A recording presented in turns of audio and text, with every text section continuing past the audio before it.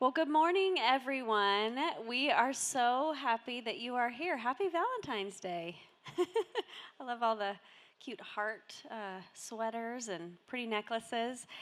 My name's Amy Alexander. I'm the CEO and co-founder of the Refuge Center, and this is our 13th year offering our annual conference. It's our Live Intentionally. Woo! Yep. Christine's going to be our cheerleader up front here. Um, we have been offering this since 2012, and one of our core values as an organization is to educate the community. Education is empowerment, and the more we can learn, the better we can serve and help people. And we know that there are primarily providers in this room, but there may be others who this is an issue within your family system, or you're in a ministry role and just wanting to improve your skills and knowledge. So I think many of you have a good understanding of the Refuge Center, but we have been in existence for 20 years.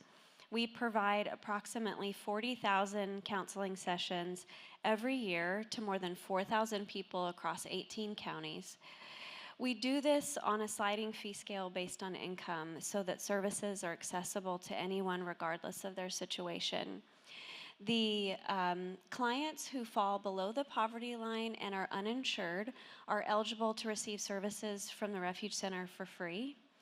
And then our lowest fee is $19, the highest being $125.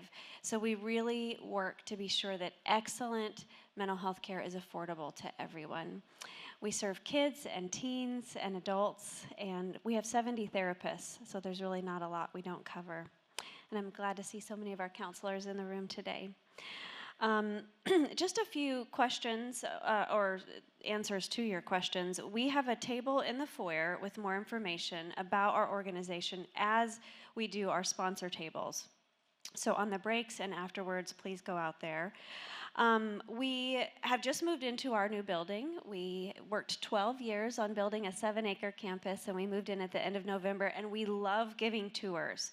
We've had several hundred people come through on tours already. So if you want to schedule a tour, you can do that today through our website. We offer connections lunches twice a month, every other Thursday. You can come have lunch, have a tour. Pike Williams, who's right here in the front, leads those tours along with Patty Eller. And we will learn more about what you're offering in the community and look for ways that we can partner and collaborate together. So we're so glad you're here and hope that you'll find this information informative today. I will tell you that as I looked at the speaker lineup, I thought these are really experts in their field. These people are incredibly well informed and have a lot of experience. But my favorite thing is that they're just really good humans. These are really good humans coming in front of you. So the first of which is Jenny Black. I think you can take that. Hey guys, I'm just so happy to see you. I have people I haven't seen in many, many years I'm seeing here. I have new friends. I'm just delighted. So thank y'all for showing up on this very, very chilly Valentine's Day. Happy Valentine's Day. Okay, so where we're going to start is we're going to do a little experiment on yourself. So one of the things the more that we know, right, we have the internet, we have these infinite forms of education, we have all this stuff that we can learn today. But one of the most important things is that we are experimenting on ourselves all the time, right? If everybody tells you, eat this thing, take this vitamin, whatever, that's supposed to do this, there's only one way you actually know if it works, right? Did you try it? Did it work? So that is very, very important in the work that I do, and we're going to start right now. We're going to dive in. So I'm going to ask you to take out your phone. Take out your phone. This is your full permission time to give your full focus to your phone. But the thing that you're going to do that's different this time is I want you to notice yourself on your phone. Right? So most of the time we're on our phone, we're just on our phone. But right now you're going to notice yourself on your phone. So I'm going to give you like a minute. Get on your phone. Do the thing you're going to sneak in during all the other moments of your life. I don't know. You know that automatic thing? You're all of a sudden 10 buttons in and you don't even know why you're there? So it's like the modern day version of the refrigerator. Being like, I didn't even think I was hungry. Why am I staring in the fridge? So do it. Now, while you're there, I want you just to sort of pay attention to your body. See if your brain can maybe calculate how many apps you saw or how much information is coming in that one click that you checked your messages or your email or your Instagram. Sort of just notice.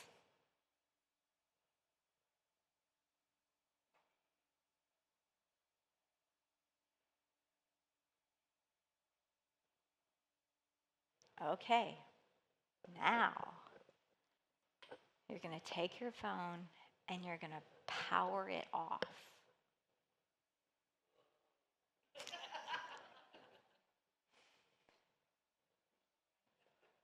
Is it off?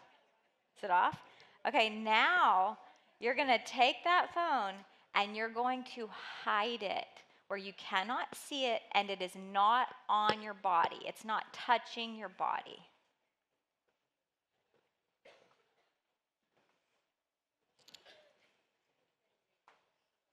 Now I want you to notice. How do you feel? What do you feel? Do a little check-in. What's this feel like? Good, bad, scary. What are you feeling? You feel freedom? Anybody feel nervous? Oh my gosh, what emergency is happening right this minute that you're missing out on, right? So I think this is one of the funniest things I've ever learned in my research. There is, in 2012, the LA Times wrote an article on nomophobia. Nomophobia. Do you know what nomophobia is? What? Any guesses? The fear of not having a phone. And in 2012, this was a concerning problem in the public. Like, oh my gosh, what's the matter with people? They're anxious if they don't have a phone with them. This is in 2012. Today, how many people do you think are anxious if they don't have a phone? What would you say the percentage is? You're thinking 90? Anybody else higher than 90 or lower than 90? I was laying in bed last night thinking, I think 90 is safe, but I really think it's probably closer to 97. You think so? Okay, that's a good thought. Does it depend on the age range? It's intriguing to me that also in this work is a fascinating experience of how different age groups integrate this fear and this attachment. So when we talk about nomophobia, we're talking about the fear of being without your phone. How many of you suffer from the fear of being without a phone? No judgment, no judgment. If we're really, well, I am wasting my time talking to you guys. So in 2008, the number was 53% of the public suffered from nomophobia. By the time we were in 2012, it was 66%, and you guys have seen what's happened since then. But what I want you to realize is, like, where did this fear come from, right? When we're doing therapy with someone, and we had a client come to our office with a security blanket, and they were like, I get really anxious anytime I'm not with this blanket. We would be like, I've got a treatment plan for you, right? That's kind of how we were taught. You have this presenting issue, you create this treatment plan, and we're going to work, right, on that person's individual development and security so that they can be whole and happy and healthy without this security blanket. Well, I want to give y'all a little picture of what has happened, how our phones have become this essential to all of us. And they are essential for just this normal functioning in life. I lived without a smartphone for, 7 or 8 years, determined to see what is the path and is this essential? And it is. I always have to have one. I have sort of like a family one that goes around for these things that life doesn't work anymore without them. But what I want you to imagine, okay, so go back to when you were in bed this morning, when you were still warm. You are warm under your covers in bed this morning, and imagine if you woke up and you have a self-driving car. I don't really understand how much self-driving Teslas are, so I don't know if you have a Tesla or even a more advanced self-driving car, but I want you to pretend you have a self-driving car.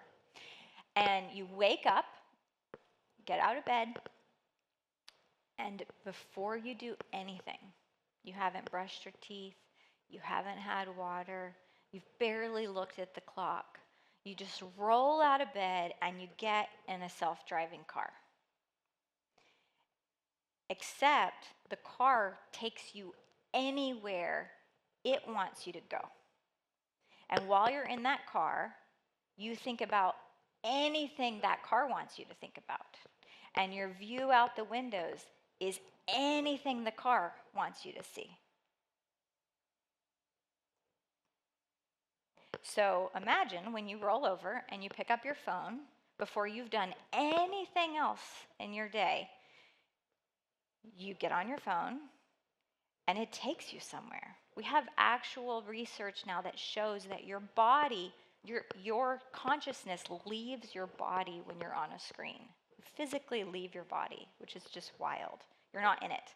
And you guys know this is true because when you get off of it, you have that feeling of like, oh my gosh, I'm so hungry. Oh my gosh, I've got to go to the bathroom. And the best thing is when you're like in a theater or somewhere where everybody's had to turn off their phones and it's intermission, and you hear everybody like get back on their phones, and then when it's time to go get off of them, everybody goes, you know, that big breath you take because you forgot to breathe when you were on your phone. We physically leave our bodies when we're here. So when we get on our phones first things, and we are letting our phones, right, take us wherever it wants us to go. It gets to tell us to think about whatever it wants us to think about. It gets to tell us to buy whatever it wants us to buy.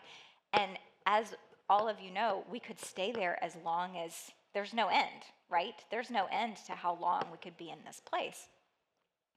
Well, what I want you to understand when it comes to our addiction, right? Attachment and addiction, as you all know, they're siblings, right? They're kind of twins. We're always going to be weaving in and out of addiction and attachment together. So our attachment to our phones becomes an addiction when we get to the place where we wake up in the morning and we don't know how to orient towards ourselves and our real life and our real world, because we have spent so many hours going to our phone every second that we are conscious, right? You all have the experience of, I'm hungry, check my phone. What's the weather like? Check my phone. I've got to get work done, check my phone. I don't want to work anymore, check my phone, right? So what happens when we allow this vehicle, this incredibly powerful, useful, resourceful vehicle, to take us wherever it wants us to go, over time, we get used to somebody else choosing what we do with our days and our times and our mind. And the term that we use for that in the therapeutic world is learned helplessness. So the addiction is that it's easier, right? It's easier to let someone else tell me what to think. And we get into this place. Most of our phones are either about content consumption or somebody else's demands, right? When we're checking it, we're seeing what other people need and what other people need us to buy or do. So what the big challenge of media detox, the big challenge is that you wake up in the morning. What could you imagine you could do if you woke up in the morning before you got in the car? What? She said pee. So that's an interesting thing, waking up in the morning and taking care of your physical needs before you check your phone. Is that wild? Right? Can you imagine when we're talking about the cases of depression and anxiety, how much of that is you're not taking care of yourself? In very, very simple, basic ways that we teach children to do, that now competent, educated adults are not taking care of themselves. So what happens to us is if we get in that car before we've woken up and gone to the bathroom and brushed our teeth and eaten breakfast and emptied the dishwasher, packed our things for the day, and right, there's a list of things that you can do without ever checking your phone. But if you get on your phone, you get in that car, how many of you have the experience of all of a sudden being like, it's time to go, right? And you're rushed and you didn't eat and you're late for this and you hadn't checked maps, so you didn't know it was going to take this long. So these little moments of stress that are in our lives are really unnecessary. One of the things we talk about in Media Detox is save your stress, save your emergency button for the emergencies, right? So if I've used up all of my emergency energy just in this reactive phase with reality because I have been driving this car that somebody else has me on, then I get to my actual problems of the day and I'm tapped out, right? Do y'all know that feeling? Like, I don't have the energy or resources for handling problems because these daily ordinary things have become crisis and they don't need to be. Because you have time and space and energy, when you have time and space and energy for your taking care of yourself and your life, it will alleviate a tremendous amount of stress from your daily life. Does that make sense? Okay, so I'm going to tell you the 5 types of media trauma. I came up with this word, media trauma, about 9 years ago, and I was seeing with my clients pre-phones and post-phones, and it took a lot of, this is all hindsight. I did not know this while I was seeing it. I saw that my clients were all of a sudden, they used to come to my office with a presenting problem. We had a treatment plan. We worked the plan. They graduated. We had this process. And all of a sudden, overnight, I had clients coming to my office who didn't know what was wrong, and they weren't getting better. So I was really getting frustrated with, why aren't you getting better? It was just sort of this infinite vague, you're anxious, you're depressed, and I guess I'm just going to have to be in therapy forever. At the same time, I had 2 teenagers who were going through, what everyone says is adolescence, and they weren't okay. I was feeling burnt out, overwhelmed, busy. That's when I went on my sabbatical, ended up managing more boundaries with my phone than anything else in my life. And I started realizing, oh my gosh, I think this has something to do with our phones. This was 9 years ago. So came up with the word media trauma, which was basically I was seeing the symptoms of PTSD in my clients, in my kids, in my friends, in my community, but there was no named trauma. It was just this lifestyle that was all of a sudden had everybody on edge. And I was like, I think this has to do with our phones. And it looks like trauma, but it's not trauma in the same way that we have studied it up till now. And most significantly for you as practitioners, it's not treated the same way as we treat trauma. That is what we would call real-time trauma or named event trauma. So it's a big conversation. It's a massive conversation, way bigger than 25 minutes. But I have, for right now, I'm working with these 5 types. These are just 5 types. A new type probably comes out, with every new app that develops. But for your purposes to walk out today, the 5 types are using the words media, M-E-D-I-A. The first one is misuse. And this is a little bit what I was talking about, that we all can passively get into this place of it's not an addiction. We don't have a problem in terms of some of the addictions we'll be talking about later on. It might not be a gambling addiction or a porn addiction, but it is a, why have I picked up my phone every single minute of the day? Right?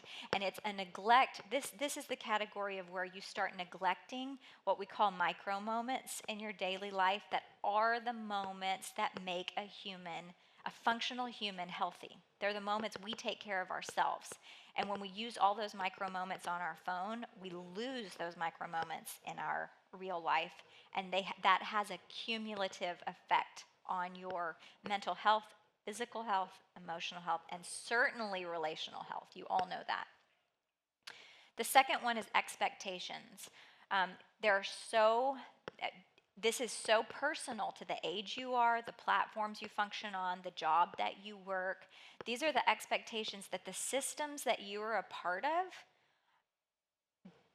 demand or require that you participate in it this way. So we saw this a lot during COVID, where you had online jobs that, hey, I was just a normal person with a normal job, and all of a sudden I'm now on call 24/7.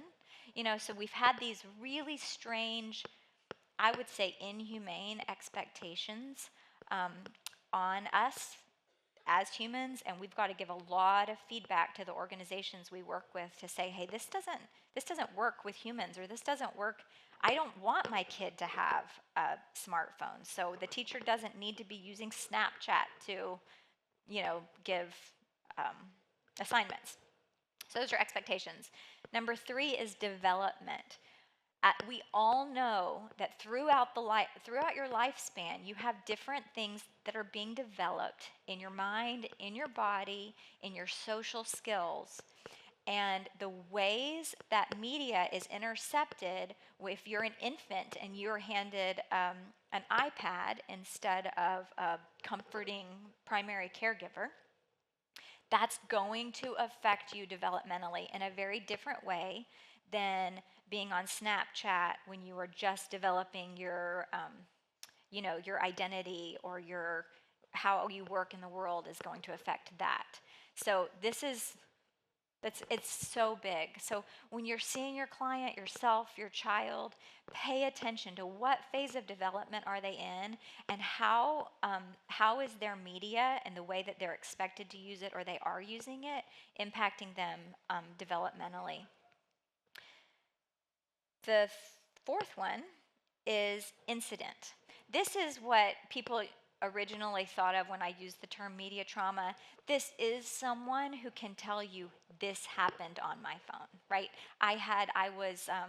Somebody took pictures of me and sent them to the whole football team. It was an actual trauma that was named through their phone. I saw a terrorist act live, and I can't sleep anymore at night. So incident is for real visual trauma, or some way that your client or you can say this happened, and you're caring for that. The fifth one is addiction, actual addiction. So if I had a group of college students I spoke to a couple weeks ago, and they told me, I said, come and tell me whatever you want me to know that I don't know from our talk. And this one girl came up and she said, every group of people you talk to from this point on, don't say this is like an addiction. You need to start saying this is an addiction. It's a very, very real addiction, and we know it, and we have no idea what we're supposed to do about it. So if you imagine Alcoholics Anonymous, if you interviewed every recovering alcoholic and you said, how many people do you think we'd have recovering from alcoholism if they carried a tiny little bottle of alcohol on their body at all times that refilled? How many alcoholics would we have in recovery? How many? All of them? Right. They would not stop drinking. If you had access to it, it's right there, right? So any addiction, any proclivity that you have, your phone is there to capitalize on that addiction. So every hour you have away from it, where it is away from your body and it is giving you an opportunity to connect to yourself, you have a much better chance of then going to your phone and using it for the thing that you need to do it, right? Using this self-driving car and saying, this is where I want to go, and this is what I want to see, and this is what I want to think about, and then you're in charge, and we get all the benefits of this great technology without the consequences. Okay, y'all have a journal on your at your table. I want you to open it up if you haven't already, and you're going to go to a blank page, and you are going to imagine that tomorrow morning you wake up and there's no Wi-Fi. There's no Wi-Fi, there's no smartphones. You have no access to the internet. No one you know has access to the internet either. Raise your hand if you were alive when there was no internet. So you're going to pretend you live in one of those days. And I want to give you a few minutes to start making a list of everything you would like to do with your 24 hours of no internet. Go.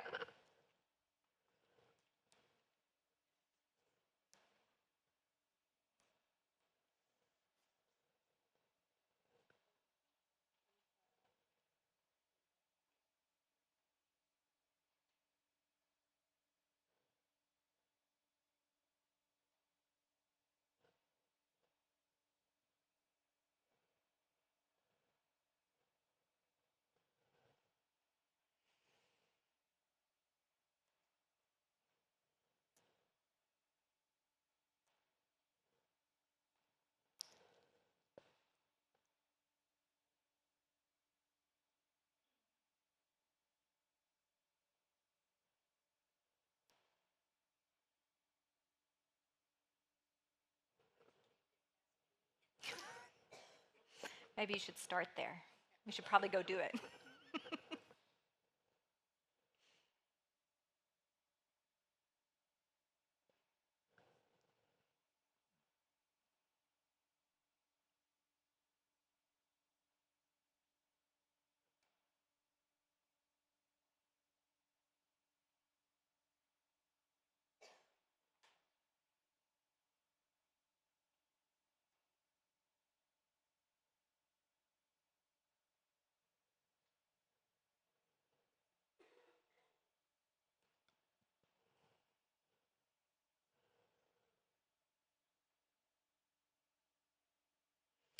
I really was working hard to find something that I could give to you guys, that I could leave you all with. And I had these little books I'm working on making for you. But the truth is, this is the book that you have to write. This is about what's in you, what's in your life, right? I don't know what you have to do. I don't know what your dreams are. You know what you have to do, and you know what your dreams are, but you won't know what you have to do or what your dreams are if you don't take some time to be able to connect with the whole rest of the world over here. So I want you to be working on this list always, always. Like every client I have, every group I work with, you have this list is working, and this list works outside of your phone, right? I have a series that I'll do on this that is for free, that you can watch exercises on how we're going to fill out this journal. Because the key is, if you don't have a plan for your day, your phone is going to is going to do whatever it wants you to do for your day, right? You and all of us have those kinds of days. So what this is about is sort of creating a vision for yourself so that you can slowly start to carve out from 5 minutes. Well, we can start with micro moments, but if you have 5 minutes, look at this list. What can you do on this list?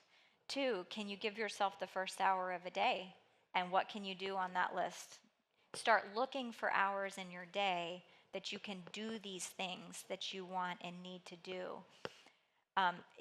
Ultimately, we want to have it flipped so that most of your day is you are activated doing your day, accomplishing what you need to accomplish, and when you're like, oh, I have an hour, I can just be on this and let this take me wherever it wants to take me. Let's see what other thoughts I have for you. I titled the journal, Everything You Need Is Right Here. And I really want you to, this is the heart and soul of the work that I do. Everything you need is right here. When I first came up with this, I thought I was going to write everything you need is in here, right? Like it's inside of yourself. But I don't want you to miss that it's here, it's in this space. So as you go about this day, if you can keep your phones put away, and you can be open to the small moments that might be available, walking to the bathroom, sitting at the table, meeting someone at your table, getting to know them better. You will leave this morning time nourished and refreshed in a way you have not felt in a very, very, very long time. And I believe that there is a little, in the middle of your table is a little card with questions you can ask the people that you see to practice this skill of connecting and resourcing yourself. And I want to leave you today with your resource book and also a reminder to you that everything you need is right here. Thanks, guys.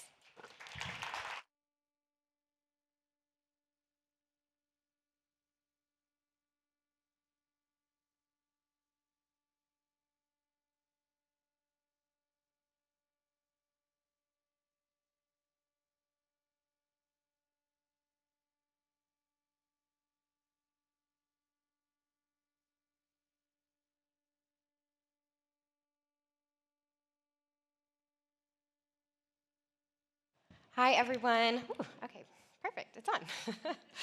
Thank you, Jenny. That was excellent. I've heard Jenny speak before, and she's amazing and just very convicting. I'm Laura Deneen. I own Anchored Counseling Company. I've got some of my team in the back for emotional support, so thanks for being here, guys. But I actually was trained at the Refuge Center about 9 or 10 years ago, and so it really is such an honor to be back here today. I did my internship there and then also was a contract therapist there. And so I told Amy this earlier, but the Refuge Center has such a sweet place in my heart. And I am just forever grateful for my time there. And so thank you for letting me come and share about the world of eating disorders with you all. So we're going to go ahead and get started. I think I might be needing the clicker. Does somebody have it for the slides? Perfect. Okay, so I own Anchored Counseling Company. We're up in Brentwood, so not too far from here. I originally started the practice for the treatment of eating disorders. That is where my heart and soul is. And we do treat a lot of eating disorders, and we certainly treat co-occurring concerns. So if you all are providers in the room, or maybe you are supporting someone in recovery, I think that this will be really valuable to you. Okay, I'm still getting used to the clicker, so here we go. Okay, so whether you can insert therapist or maybe you're mentoring someone that you know has difficulties with food or their body. But first and foremost, what I want to start with is this idea that eating disorders are not rare. So you most likely know someone who either has an eating disorder, is in recovery from an eating disorder, or the language that we like to use with our clients is fully recovered from an eating disorder. So according to NEDA, which is the National Eating Disorder Association, they've done a lot of evidence-based research. 30 million Americans have a diagnosable eating disorder at any point in their lives. I actually think this number is under what the actual number is because, as we know, people tend to underreport or minimize their symptoms, right? So eating disorders are not rare, nor do they present the same. And so oftentimes how eating disorders are portrayed in media, like Jenny just shared about, is not necessarily the full picture. So especially if you are a therapist, it's really, really important to understand what eating disorders might look like in your office. So they're also complex diagnoses, so they rarely stand alone. So as y'all know, right, they typically co-occur with anxiety, depression, OCD, PTSD. And so that's important to know as well. And they occur on a psychosocial, spiritual level. Okay, so this is a question I get quite often, right? So how do I know if my client has an eating disorder? So they're emotionally avoidant disorders. So they are what we call process addictions. Another word for a process addiction is a behavioral addiction, right? So the three kind of basic clinical terminology that you will find in the DSM and that most eating disorder providers will talk about are restriction, purging, and binging. So restriction is restriction both in the quantity of food and variety of food. Purging can happen on a couple different levels. So that can be self-induced vomiting, it can be over-exercise, or laxative abuse. And then binging is eating a large amount of food in a short amount of time.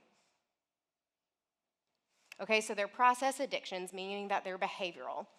And then what we talk about a lot in my practice is this intersection of nature and nurture, okay?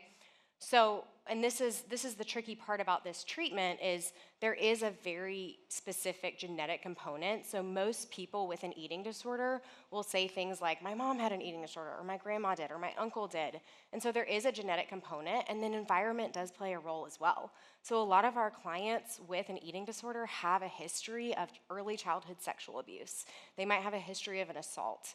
They maybe grew up in high control family systems that maybe didn't use appropriate emotional language, right? So there's lots of varying factors here that contribute to someone developing an eating disorder. Diet culture is everywhere. I don't know, how many of you have heard this term before? Can you raise your hand? Okay.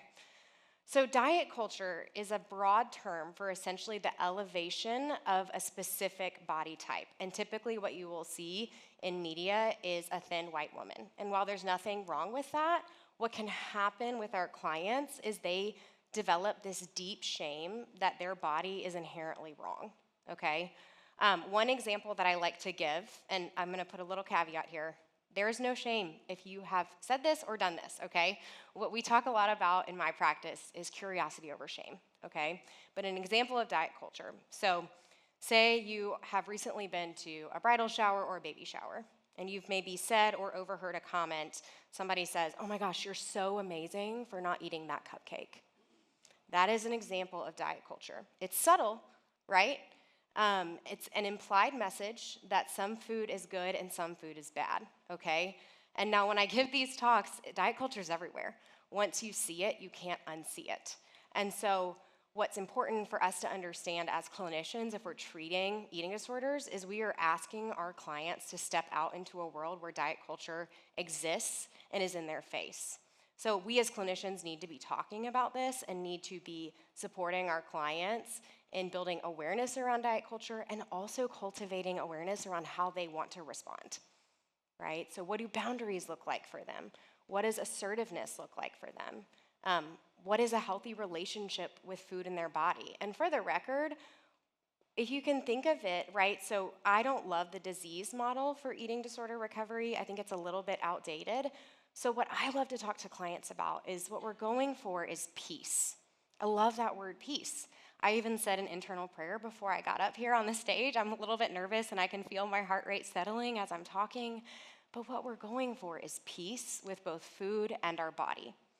Not everyone with an eating disorder has body image concerns. That's a different talk. But most people with an eating disorder do have some sort of concern with their body and food, of course. There is a self-abandonment component of eating disorders, right? So in the addiction world, we talk a lot about disconnection from self, others, and God, and that happens with someone with an eating disorder. A diagram that I like to draw out for new clients of mine in my practice is I will draw like 2 circles, right? And we'll talk about how big their eating disorder has gotten and how small their life has gotten. And so the goal of treatment is to invert those 2 circles.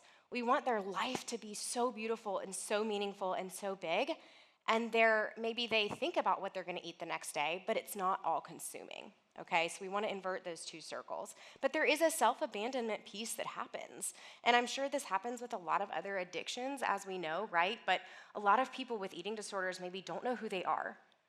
They don't know what their hobbies are. They don't know what they like to do or what they don't like to do. And so this is the beautiful work that we get to do with our clients in therapy is we get to invite them back home to themselves. So like I said, there's a disconnection between self and others, and then they're complex on an emotional level, mental health, social health, physical health, relational health. Okay, so feel free to look at this I actually pulled this from our website for this presentation. So if you go to incarecounselingco.com, Oops, I'm pointing the clicker in the wrong direction. Okay, here we go. So this is definitely not an all exhaustive list, but these are warning signs of eating disorders. So this is available information on the website, and I actually put this on the website intentionally for a couple different reasons. As we know, shame dies when stories are told in safe places, right? And so when clients look on our site and they see, hey, oh my gosh, this is actually a thing, and I am preoccupied with food, or maybe I have difficulty going out to eat with my husband. Like, other people struggle with this as well. There's a normalizing that happens, right? And there's also an invitation to hope of like, okay, people do and can get better. So yeah, I mean, you can definitely read through this on our site, but I mean, fear around eating out, fear of eating in front of other people, thinking about food all day, every day. So this is a question that I will ask if I see a new client in my intake, and my staff asks as well. But I'll ask them, like, how often are you thinking about food in your body? And can you scale it 0 to 100%? Most people with a diagnosable eating disorder will scale like 70 to 100%. So think about how many meals we have in a week. We have 21 meals in a week, right? And then someone in eating disorder recovery also needs, and a lot of us need snacks, so a mid-morning snack and a mid-afternoon snack. That's a lot of time to be faced with your biggest fear. So a lot of eating disorder recovery work, if you are a provider, is approaching over avoiding our fears, right? And that's a big ask. Somebody that is terrified of food and has this internal conflict whenever they eat. I mean, we as humans need food. It's on Maslow's hierarchy. It's basic needs, right? It's at the bottom. We will not survive without food. And so, a lot of eating disorder therapists talk about, it being a drug of choice, right? And they're having to make peace with this drug of choice. And that is a very big ask. It's a very hard ask. It's a very complex ask. So yeah, definitely check these out on our website. I'm not going to go through each of these today because I want to get to some of the how-to, right? That's the rich information. But food rituals, tearing food, delaying eating, being unable to stop past fullness, measuring or weighing food, and kind of to tag along with what Jenny said, there's a lot out there on social media that is actually very inaccurate, right? So you'll see a lot of health influencer accounts and very impressionable, especially if you're working with teenage clients, right? Or really anyone, right? And they see an influencer telling them to eat a certain way. So there's a lot of misinformation out there about what our bodies actually need and the connection between that and mental health diagnoses, right? So what I tell my clients that also present with anxiety or depression is, and it's definitely, I don't want to minimize those symptoms, but the anxiety and depression will get better when you nourish yourself consistently. So there are specific skills that we also need to be using as providers for anxiety and depression, but that is a piece of the equation. It's an unfair ask to ask someone to use a skill when their prefrontal cortex isn't fully online, okay? So there's a lot of misinformation, and we need to be asking our clients about their relationship to social media and what they're learning there. Okay, so if you are like, oh my gosh, Laura, what do I do? And how do I begin? This is a great start, and I'm happy to email these slides out as well. But the 3 things that we want to look for when we're working with these clients. So number 1, we want to look at how many behaviors are happening on a daily or weekly basis. So when I'm talking about a behavior, that is restriction, binging, or purging. And we have to ask these questions. So if you are working with eating disorders, it is a more directive approach in the beginning. And then as our clients heal, the posture shifts, right? So my clients that I've been treating for 6 months to a year to years that are fully recovered from anorexia, bulimia, binge eating disorder, I'm not as directive because they're healthier, right? And they've come back home to themselves and they have that full sense of self. So how many behaviors are happening on a daily or weekly basis? So this gives us information around the acuity our clients present with. And I remember when I was in my internship at the Refuge and learning all the things, and Amy was so gracious as I messed up and learned and did better and all the things, but there is a medical component here that we have to pay attention to as providers. And so if a client is purging every day, that's very significant. And so that's the tricky part about eating disorder care is the body is involved, and we have to be asking these questions so that we are appropriately making recommendations to our clients. Then we look at how life interfering are the behaviors. And again, I think you can use this really for any type of behavioral concern, right? Whether it's some of the other talks that will be there as well. But yeah, how life interfering are they? Can they not go out to eat? Can they not go to a baby shower or a bridal shower? a lot of clients struggle to go to weddings, right? There's like a buffet there, and that feels overwhelming. So how life interfering are these behaviors? And this assesses for basically how much the client is impaired. How distressing are the behaviors to the client? So we're looking at how painful, how much pain they're in. And as we know, whether our clients come to us with an eating disorder or anxiety, OCD, depression, PTSD, they are in pain and they want to know how to get better. And so we're looking at, okay, what is their level of pain and suffering? Now, I do have a quick note at the bottom if you can read this, at least in my practice, and I think this is generally true. Sometimes client self-report isn't accurate, right? So if a client tells you they maybe present to you and you're doing an intake at your beautiful new center, which I'm so excited to see, by the way, and they're like, I have anxiety.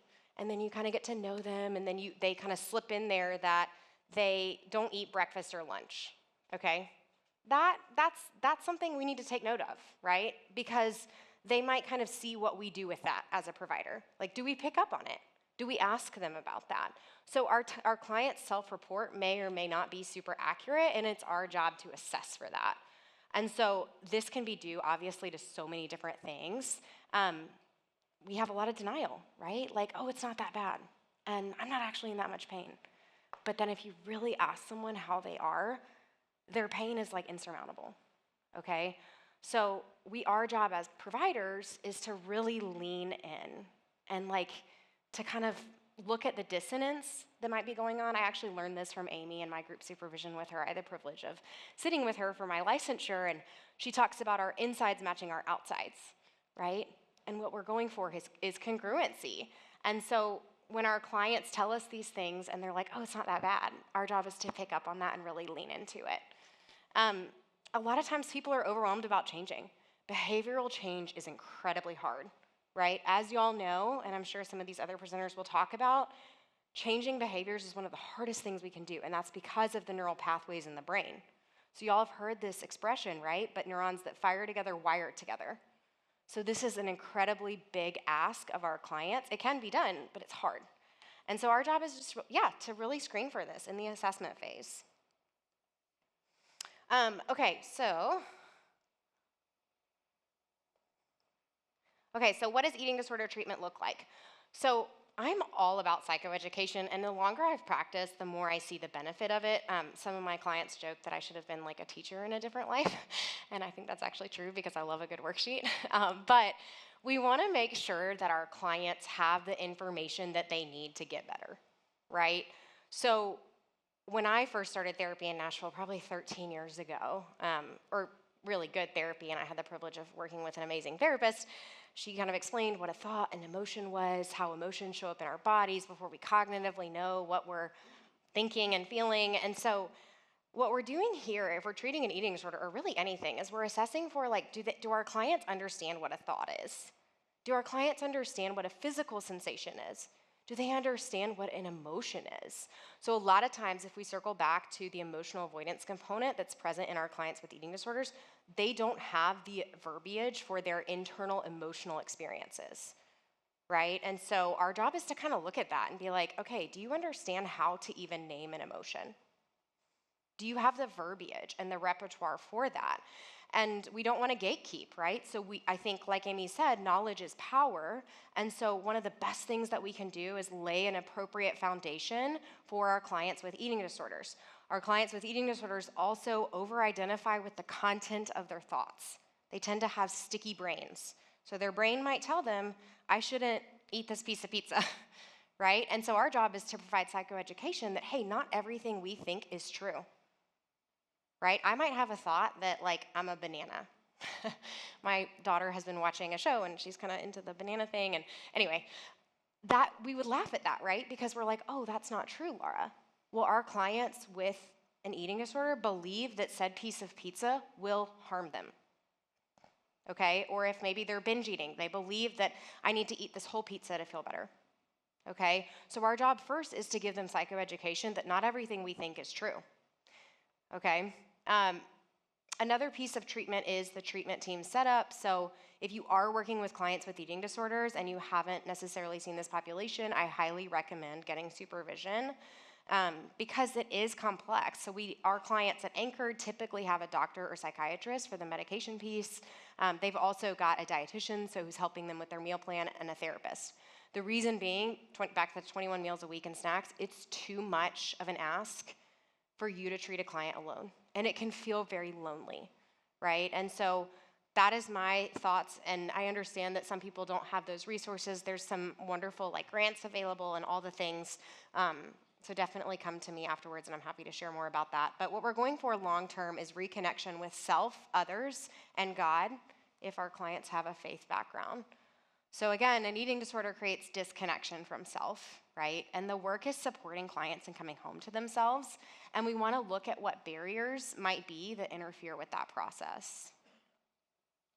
So yeah, I've mentioned this a couple times, but they're complex. It's not realistic to see a client once a month that has an eating disorder and to expect them to get better. So what we're looking for here is, does this client need a higher level of care than what we can provide? We refer frequently for that because there's always hope, but sometimes the brain needs to be rescued. And whether someone is binging, purging, or restricting, there is nutritional rehabilitation that has to happen for every single client. So that's the idea that our bodies can trust that we will nourish them appropriately, adequately, and consistently. Okay, so as y'all know, a lot of y'all in here probably do EMDR. You've got wonderful training in trauma. An eating disorder in and of itself is traumatic. And the events that might have occurred that led to the eating disorder are traumatic, but the physical deprivation of food is traumatic. And so that's the framework that I practice from, and I think that's important for us to remember. So again, I have a long list of goals, and I believe this is on the site. But thank y'all for your patience as I'm learning the clicker. Okay.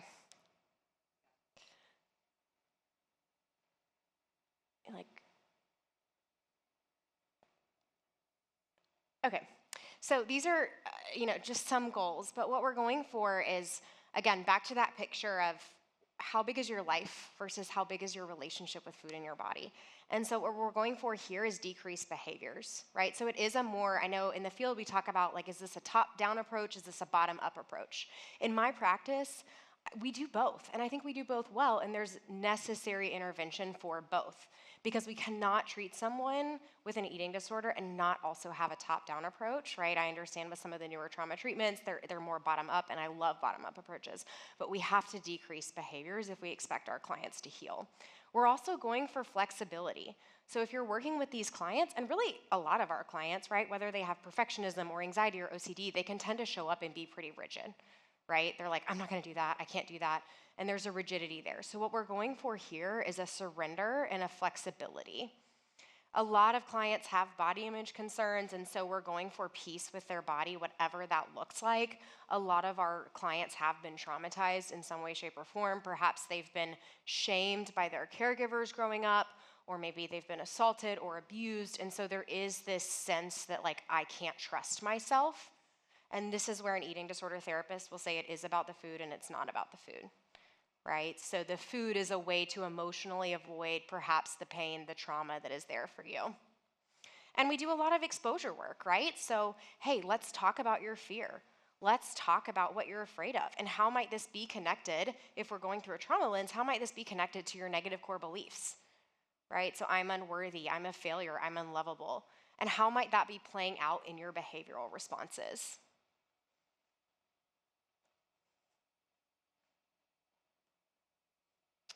Okay, so again, diet culture is everywhere. I'm not going to talk too much about this, but it is important to equip our clients well. I talk about hey client, I understand when you walk out this door, it's going to be in your face, right? And it's a big ask. And so we're encouraging them, we're equipping them, we're providing a safe place to land for them. And a side note here, if we are working with these clients, we have to do our own work as providers. We have to do our own work with body image and our relationship with food. And if you have a history of an eating disorder or disordered eating, there's no shame. But my challenge to you, if you haven't done this work, is to do it, because you will be a better therapist to serve these clients. And then in each and every session, we're circling back to the eating disorder. So raise your hand if you have ever done a session. I'll be the first to say this. And you're like, I'm not sure what we did, or I'm not sure, where the time went, right? And so if you've done that, that's okay. But a good eating disorder therapist will circle back to the eating disorder in each and every session. And I'm big on this, and my staff that are here know this. We have to be checking in on it because our clients are avoidant by nature. And so our job is to approach hard conversations and hard moments. So say a client comes in, or maybe you're a mentor and you're mentoring someone, and you know that they struggle with food, and your client comes in and they're like, I just broke up with my boyfriend. So of course we talk about that, and we talk about the attachment, the relational issues, the boundary issues, the communication, the grief there. But then we also tie it back to, how did this impact your food choices over this past week? How did this impact how you felt in your body? What did you do? What did you do in response to this breakup? And so I think that is an important piece too, because 50 minutes is actually not a lot of time, right? And so we want to be very intentional, and that's that directive approach. We can talk about their concerns. We're not gonna be like, hey client, don't tell me about your breakup, but we're gonna name this, and then we're gonna tie it back to their relationship with food. So I have here questions that you might ask. Oops, I think I skipped a slide. Questions that you might ask to address the eating disorder. So tell me about a recent behavior. What happened right before you engaged in this behavior? So this is behavior chain analysis, right? So it's like, okay, what was the trigger? What was your response? And then what were the short-term and long-term consequences? So as we know with most addiction, the short-term outcomes are typically feel good, right? There are neurotransmitters that are released in the brain, and we have to acknowledge that. Our clients don't engage in these behaviors for no reason at all. It did serve them for a while until it doesn't. And so what we're going for here is long-term outcomes. And so, yeah, we're talking about, okay, can you challenge yourself to eat these 2 pieces of pizza and salad and sit with that discomfort and recognize that you made the choice that's in line with your value system because you want to eat pizza with your kids, or you want to be able to go swimming at the beach with your kids. And let's talk about how you can live life that is in line with your value system instead of making choices from a place of pain, okay?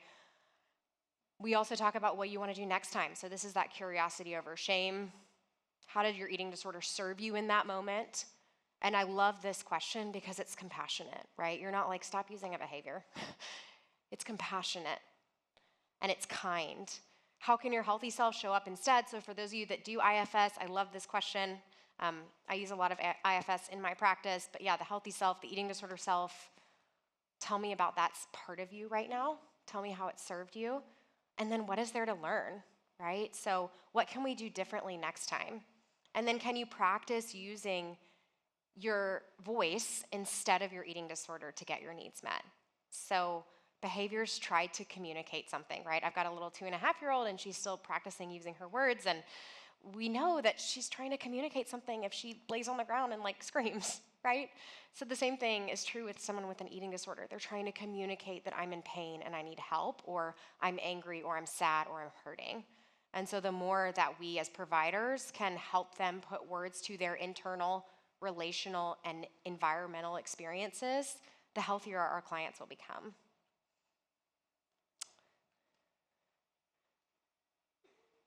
Okay, I skipped one slide, so I'm happy to send that to y'all, but I think what's really important here, there's always hope. So it is important to understand how long someone has been in their disorder, and that definitely makes a difference if I'm treating someone who's 16 versus someone who's 55, but there's always hope, right? I'm living proof of that. My parents moved back from overseas, and I was a missionary kid, and I actually had an eating disorder for almost 10 years.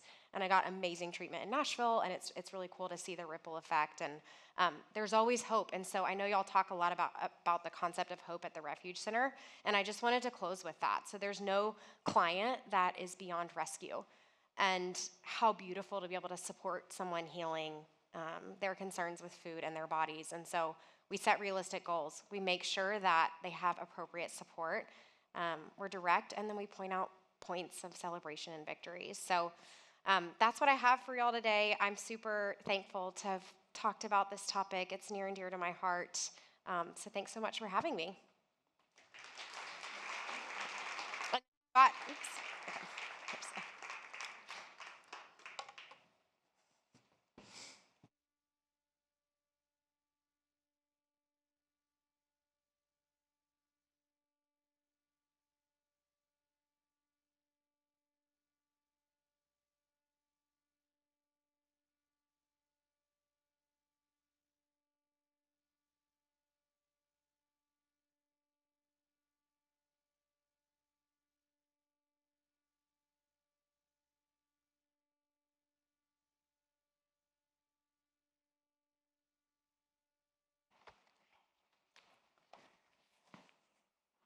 Happy Valentine's Day, as everyone has said. And, you know, we think about Valentine's Day and love, and now I'm going to talk about sex addiction. My name is Anita Pringle. I'm the clinical director at the Refuge Center for Counseling. And I wish I had had a conversation with Jenny before today because I'm not a PowerPoint kind of girl. So I don't know if I can make this work or not. But anyway, I'll try. I wish I had known that I didn't have to have slides. Thank you, Jenny. That's freeing. So I'm the most unlikely sex addiction therapist ever. For 44 years, I have been in pastoral ministry. And when I went back to school to get my master's degree in counseling, I went to work at a local residential treatment facility. I showed up the first day. The clinical director was taking me around, showing me around and introducing me to people for about 2 hours. She did that, and she said, Anita's going to work in the CRSR program. Finally, after about 2 hours, I said, what is CRSR? And it was for the Center for Relationship and Sexual Recovery. And I thought, oh my goodness. I thought I was going to work with a little depression, anxiety or something. But as I got to know that situation, I thought, I know nothing about this. They sat me down to do my very first intake with a client, and I was looking over the questions, and I couldn't even say the words like masturbate and ejaculation and things like that because I had never one time said those words from a pulpit. So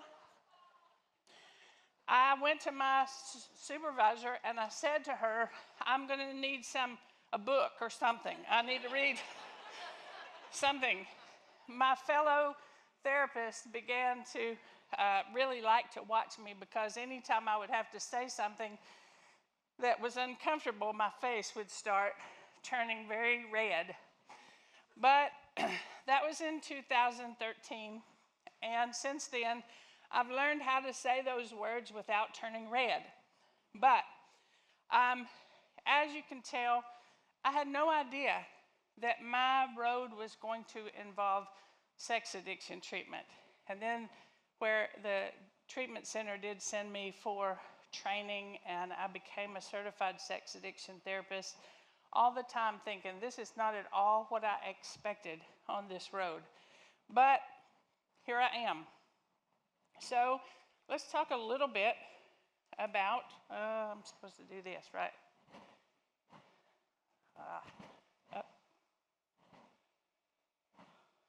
This is no good. I'll be through in about 5 minutes because I'm going to run through these.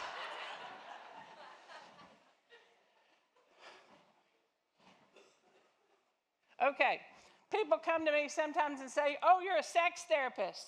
I said, no, I'm not a sex therapist. I'm a sex addiction therapist, and there's a difference.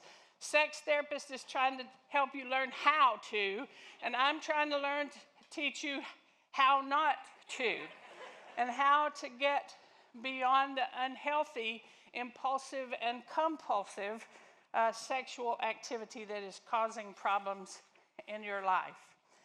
Now, this becomes a little complicated, and more complicated now than when I I hate this thing. When I started, because in the DSM-4, there was a diagnosis called sexual dysfunction NOS, or not otherwise specified. Tell him next slide when you need it. Oh, thank you. You're my hero. But then the DSM-5 came out, and that went away. And so there's been a lot of conversation about, is sex addiction really a thing? And according to the DSM, it's not a thing. But I have sat with a myriad of people over the last 12 years, and I'm here to say sex addiction is a thing.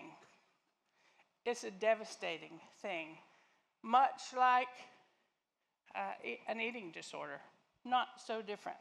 Now, the World Health Organization classifies compulsive sexual behavior as sex addiction. Next slide. Here's some facts about that. Mayo Clinic statistics indicate that up to 24 million United States adults could be classified as sex addicts. And we think that number is really low. 24 million is really low. That's not something that people want to self-report. They don't want to walk around saying, hey, I'm a sex addict. As a matter of fact, very often somebody will call me to set up an appointment. Typically, now I want you to know, sex addiction is not just a male disorder, it's a female disorder too. But in this particular situation, when I answer the phone, if there's a man on the phone and he says, I need to see you, can I get in tomorrow? That means I have a sex addiction and I've been caught. He doesn't even have to say that. I know before I ever have any more conversation with him what is going on. But people don't walk around saying, I have a sex addiction. So we think that the number is a little low. We think that 10.3% of men and 7% of women struggle with sex addiction. That doesn't sound like a lot, but think of how big that number is. And in 2013, when I first began working in sex addiction treatment, the stats showed that 6% of men and 2% of women were considered sex addicts. So, in that short period of time, the numbers have grown and grown. They continue to increase, and they continue to increase because we have more access to sexual material. Jenny talked about putting a bottle of whiskey in your pocket. I'm going to talk about you carry a phone around in your pocket. And when you can't find your phone, it's like you're doing the Macarena. It's like, where is it? So we have in our pocket the makings of a sex addiction. We carry it with us everywhere we go. And there's apps, not only pornography apps, but apps that are devoted to hookups and all kinds of sexual material on the internet. A Mayo Clinic study also found that 4.7 million adults spend up to 11 hours a week watching porn. That's going to ruin your day. 11 hours out of your week you're spending watching porn. And I'll be really honest with you. I had a client one time who told me that she spent 8 hours a day watching porn and masturbating, if you can imagine. That makes it pretty difficult to carry on a job, to have the things that you need to be able to take care of yourself just in life. So next slide. What is sex addiction then? It's hypersexuality disorder, Sexual compulsivity, behaviors or process addictions focused on sex and sexual fantasy. It's dysfunctional preoccupation with sexual urges, fantasies, and behaviors. And these characteristics are often carried out by excessive fantasizing about sex, excessive masturbation, excessive viewing of pornography, excessive use of sexual services, recklessness in sexual behavior, engagement in paraphilia and criminal activity, and the inability to stop engaging in inappropriate sexual behavior despite the negative outcomes and engaging in inappropriate behaviors. There's a story, excuse me, of a client who had a really big six-figure job, made a lot of money, was a sex addict, and he got caught in the conference room of his business watching porn on the company computer and masturbating, and lost his big six-figure job, and lost his family, and lost his self-worth.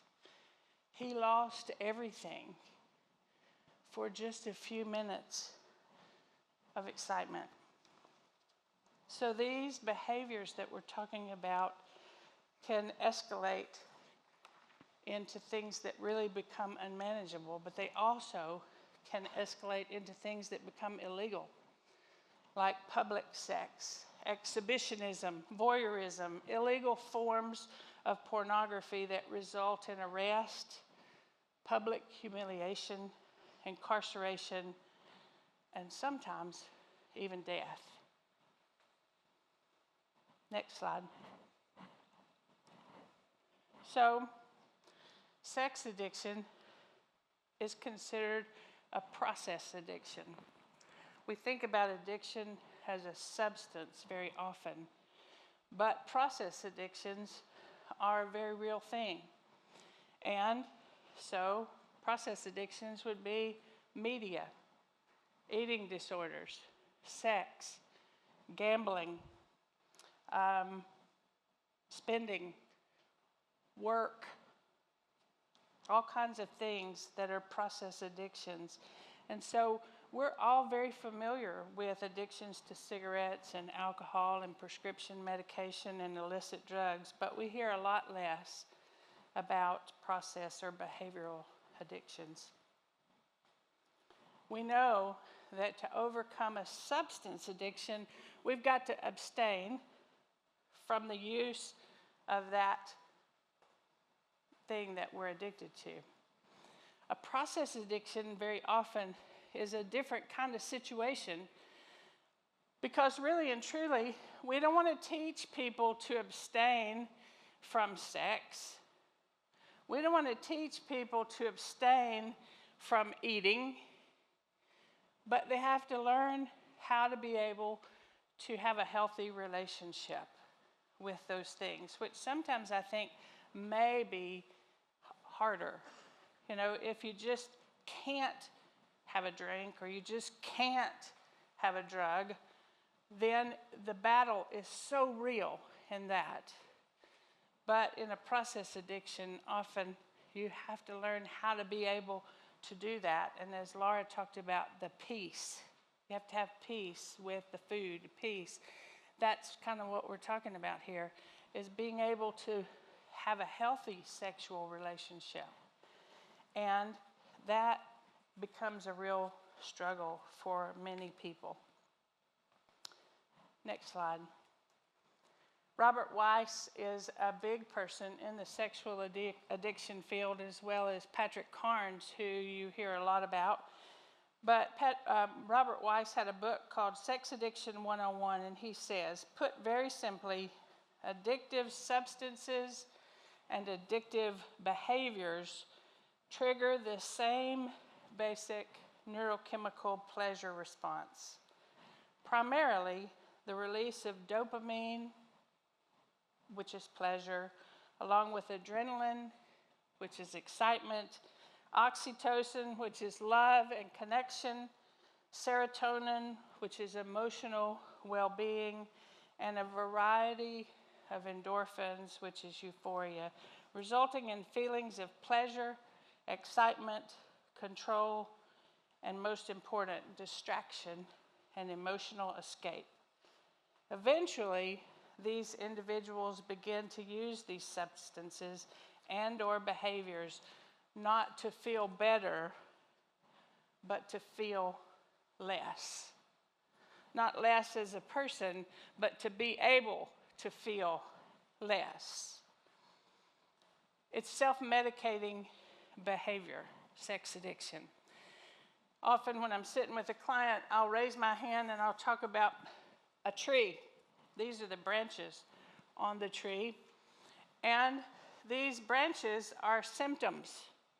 They're drugs and alcohol and sex and eating and work and media and spending and all kinds of things that we do to self-medicate painful behavior. If you have pain in your life, let's say you have a headache, you're going to take a Tylenol to take care of the headache. Well, if you have deep pain in your life, then you're going to do something to self-medicate that. So this tree has roots, because a tree can't grow without roots. And so these roots, I say, are the things that cause pain.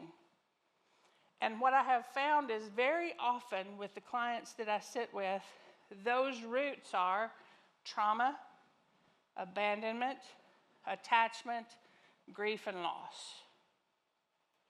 Those are painful things. And when we have those painful things in our life, then we have to do something to take care of the pain. Well, the way we do that often is by self-medicating. Next slide.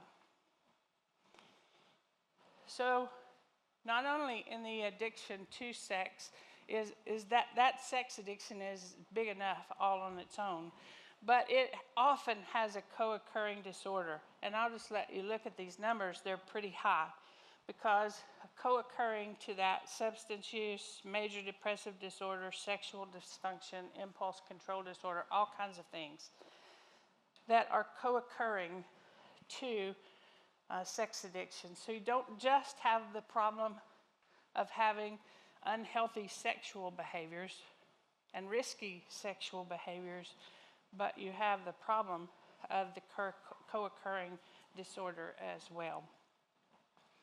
Next slide. As I said a minute ago, Patrick Carnes is a big name in sex addiction. He has something called the SAFE formula, and this is how you know that you could have a sex addiction. The way you know that is by asking some questions or making some statements, actually. It is a secret. If what you're doing is a secret, anything that can't pass public scrutiny will create the shame of a double life. The second is, it is abusive to self or others. The third is, it is used to avoid or is a source of painful feelings. And the fourth one is, it is empty of caring, committed relationship.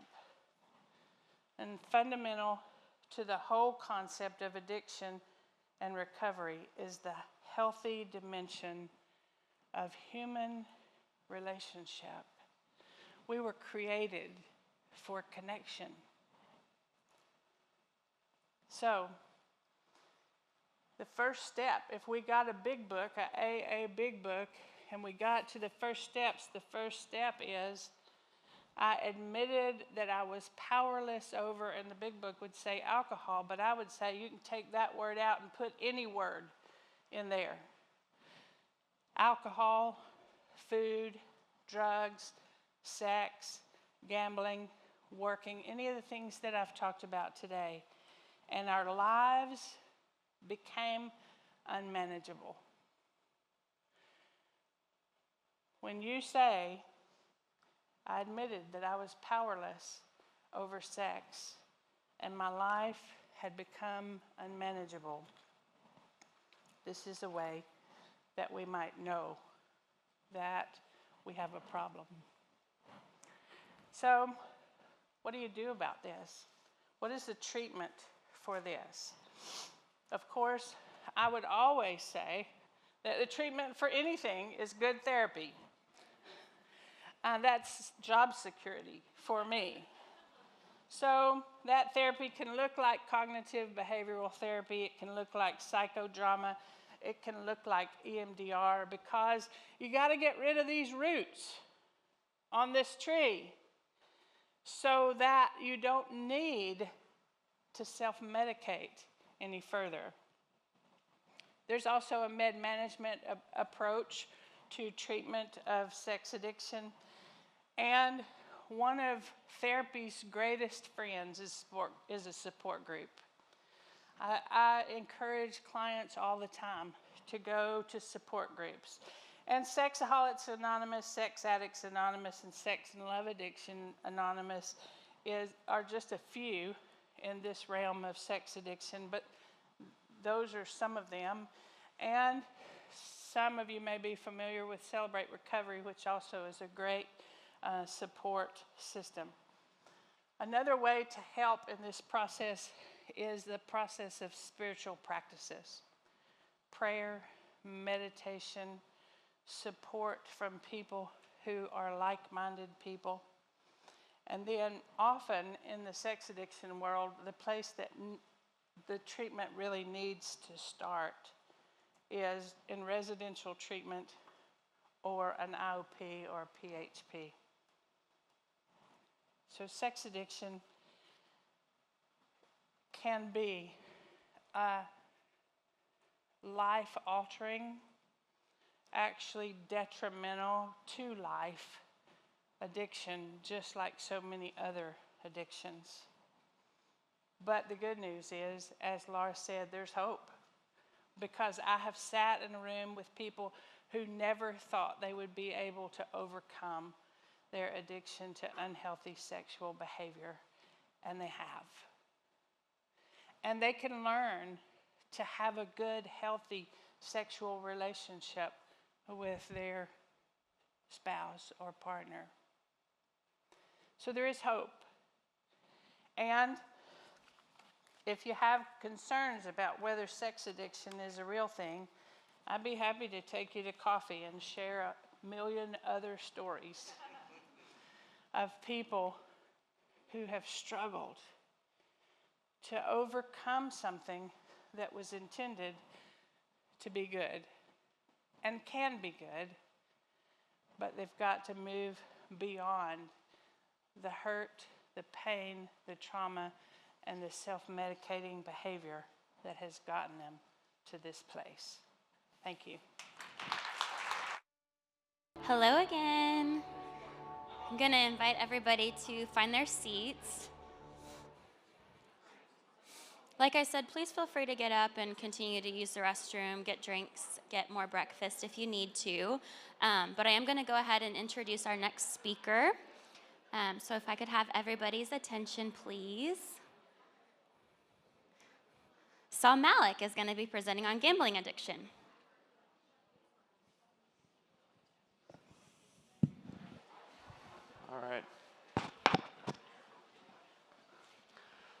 All right, well, welcome back, everyone. Hope you got a good bagel or some chicken minis or something. Good to see you all back here. I want to take you back to July 12th of 2019. This was a day that I had a very important bet on a tennis match. This bet was for $1.50. And you might be thinking $1.50 is not much of a bet. And you would be right, except this was my last $1.50. I was already $20,000 in the hole at the age of 21. No more bookies, no more credit cards, nothing. This was the end of the line, the end of my credit line. And yet, in my mind, it still persisted the belief that that $1.50 would be what would pull me all the way back up to even. So I say, welcome to the mind of the addicted gambler. Again, my name is Saul Malik. I am in long-term recovery from gambling addiction. I now run my own speaking business where I present at high schools, colleges, conferences, and share the experience of the modern gambling epidemic and what recovery looks like with that. So, see if we can get this working right now. Okay, so I know we have a limited time here today, but I want to go through a brief overview of how gambling has changed over time, the consequences of the modern gambling era, the hidden signs of problematic gambling, the scope of a gambling disorder, and how gambling has become so normalized in society, which you may know from a personal experience with the Super Bowl having just wrapped up. March Madness is just around the corner, and just about everyone participates in one way or another. Come on, sorry, trying to point this properly. Okay, so gambling, our trusty friend Merriam-Webster says that gambling is the practice of risking money or other stakes in a game or a bet. So when you think of the traditional forms of gambling, fantasy sports, anyone play fantasy sports, fantasy football? Has anyone done that? Oh, really not too many, but a few hands came up. Yeah, fantasy football league. Bingo, traditional form of gambling. People go and play a little bingo. You may think back in the day, the old timers at the off-track betting, the OTB, cigar in their mouth, the old newspaper forums saying stuff like, never bet against the Hall of Fame trainer, that sort of thing. That was the old days. But now, gambling has transformed. So the initial form of gambling that I could find doing a little digging was some ancient dice block from like ancient Mesopotamia. So as long as people have been around, gambling has been around. The original 13 colonies, they had some sort of a lottery system that they ran there. The late 19th century, you had your horse racing come into play. Vegas, that's like the original place. Everyone goes to Vegas to gamble at the Bellagio, the Venetian, all that good stuff. Bookies started to come up, in the 1900s to place a bet on a sports game. You would go through a bookmaker, you'd call up your bookie, and you'd place a sports bet. Online poker came around when I was in my early childhood, kind of my infancy years. People were getting into the online poker boom. You had guys like Chris Moneymaker that were making a killing in the World Series of Poker. So everyone thought they could be a poker pro in the early 2000s. This was all well and good until in 2018, the game really changed forever when the Supreme Court gave states the ability to legalize sports gambling. So now you have 38 states, including Tennessee, have legalized sports betting. And I put this here because if you look at this, you probably have no idea what it is, and I didn't either until I did a little bit of digging.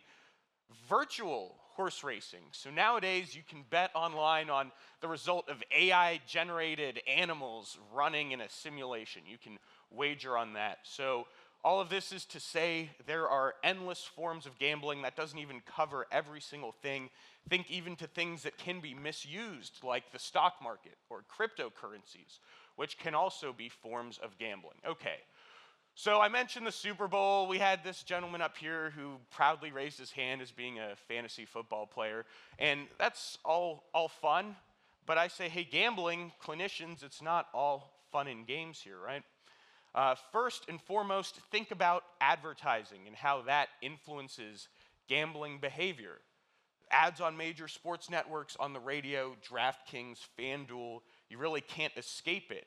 And a lot of pundits are calling the gambling advertising world the Wild West because there's really little to no regulation in place when it comes to gambling advertising.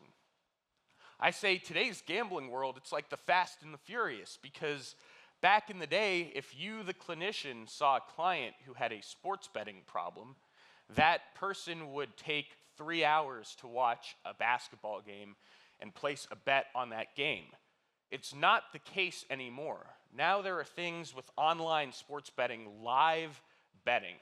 Live betting. So once the game already starts, the bettor is able to gamble on results within the game. So if I already placed a bet on the Rockets to win, then I could say, well, now I want the Rockets to win in the first quarter, or the Rockets are going to score the first 5 to 10 points. And Dr. Tim Fong from UCLA, a real great guy in the field of gambling addiction and recovery, and he talks about this live sports betting as being similar to a slot machine. So that action in the brain, you keep hitting that next bet, that next bet, that next bet. So it leads to quicker forms of addiction for the sports bettor who is now no longer waiting around for the result of a full game. There's something called parlay betting. Does anyone know what that is? You give me a little nod. Oh, really? Interesting. Okay. So we have a few people that know about parlays where, if you're betting on a parlay, all of the games on that ticket have to hit for that bet to win. So I say I think the Rockets, the Mavericks, and the Spurs, all my Texas teams are going to win. Well, they all have to win for that bet to be a winning ticket. And so the odds are substantially lower than if you were to bet on just an individual game. But the way these companies are marketing it now, you're just getting bombarded by parlay advertisements. It's all on social media. And that is what is being advertised on the homepage of these websites. So keep in mind, we're not in the same experience of sports betting or gambling that once was. Now, this is interesting, and I think really important for clinicians to recognize gambling is not just an isolated activity, but something that is more indicative of current culture, especially amongst young men. So there's a thing called degen culture, and essentially young men celebrating being degenerate gamblers. And if you were to go on Instagram, there are a plethora of meme pages online related to degeneracy. I'll give you an example. I posted on my speaking page on Instagram a clip of myself talking to Dr. Phil about betting on Ugandan women's basketball. And I posted it because I wanted administrators to see, hey, this is the depths of sports betting that kids are getting into. And instead of getting that sort of audience on my post, I had hundreds of young men commenting, trying to one-up one another, saying, well, I've bet on 2 a.m. Czech ping pong. Well, during COVID, I bet on, badminton in Slovakia. And all this stuff showing to me that there is a sort of badge of honor of who can get the most involved in this sort of gambling. There's something on ESPN, the Bad Beats segment, where the anchor is almost celebrating these tough gambling losses that happen at the end of a game where the result looks like it'll go one way, it goes another way, and now the bet is a loser. And so now the losses have been glamorized as well. So that's an interesting piece of culture that I think is important to think about when seeing a client for gambling. So we talked about some hidden addictions already, real good presentations this morning about phone use, and I found myself really twitching without my phone there, and it really spoke to me about, hey, not every addiction involves ingesting something, drinking something, and gambling is no different following that track. It is called the hidden addiction, of course. So I put a few reasons why I'd say, hey, gambling is a hidden addiction. First and foremost, the problem is also the solution, right? So like I mentioned in my introduction, I was down 20 grand to a whole host of bookies as a college student with money I didn't have. And I was fully convinced, it wasn't just an idea, it was a full-on delusional belief that in order to solve my problem, I would need to win it back. So winning it back, bailouts, loans, they all appear to be the solution when really that's what got the person in the problem in the first place. Lack of outward signs, as I mentioned, there's no dilated pupils, no red eyes, you don't appear sick, you could be sitting there, you could be betting on, the Winnetka Challenger like I was in Illinois. We wouldn't know. Back in the day, I mentioned you'd go to Vegas, you'd go to the MGM Grand, and I say, no, now we have the ATT Grand, because if you have an internet connection, you are able to get into action. And for those of you who see young adults, adolescents, this is not just an adult's problem now. Even those below the legal age of participation find very easy access, whether it's using a fake ID, whether it's using a parent's ID, whether it's using a VPN and connecting to an offshore sports book with little regulation. Really, whoever has access to the internet has access to gambling. This is not an issue of legislation or age or anything. It's accessible to anyone. Socially acceptable, everyone's doing it. I mean, this room, I guess we're not really sports inclined. We didn't have a lot of fantasy sports players, but people seem to agree with bingo, you know, the stock market, scratch-off tickets. In one way or another, gambling is really just a mainstream part of society. When I go at schools, a lot of the time, the first question I'll have when kids will just pile in, you'll have some kid like this, and he'll say, hey man, how much money did you lose gambling? And I'll say, yeah, you know, it was 20, 25 grand. Oh, damn, bro, that's a lot of money. It's a lot of money, and it speaks to them off the bat that the money is what made this a significant issue. But I say, hey, let's look beyond the buck, especially as clinicians who are treating people on a holistic basis, and we're looking beyond just the financial implications. It's important. So a few things that are at stake here. First, I'm going to ask you, anyone familiar with the program Gamblers Anonymous? Okay, so we have some people that know what GA is. The first question of the 20 questions in GA asks 20 questions to new members to ascertain whether or not that person believes they have a problem. The first question is, did you ever lose time from work or school due to gambling? That is the primary question that is asked.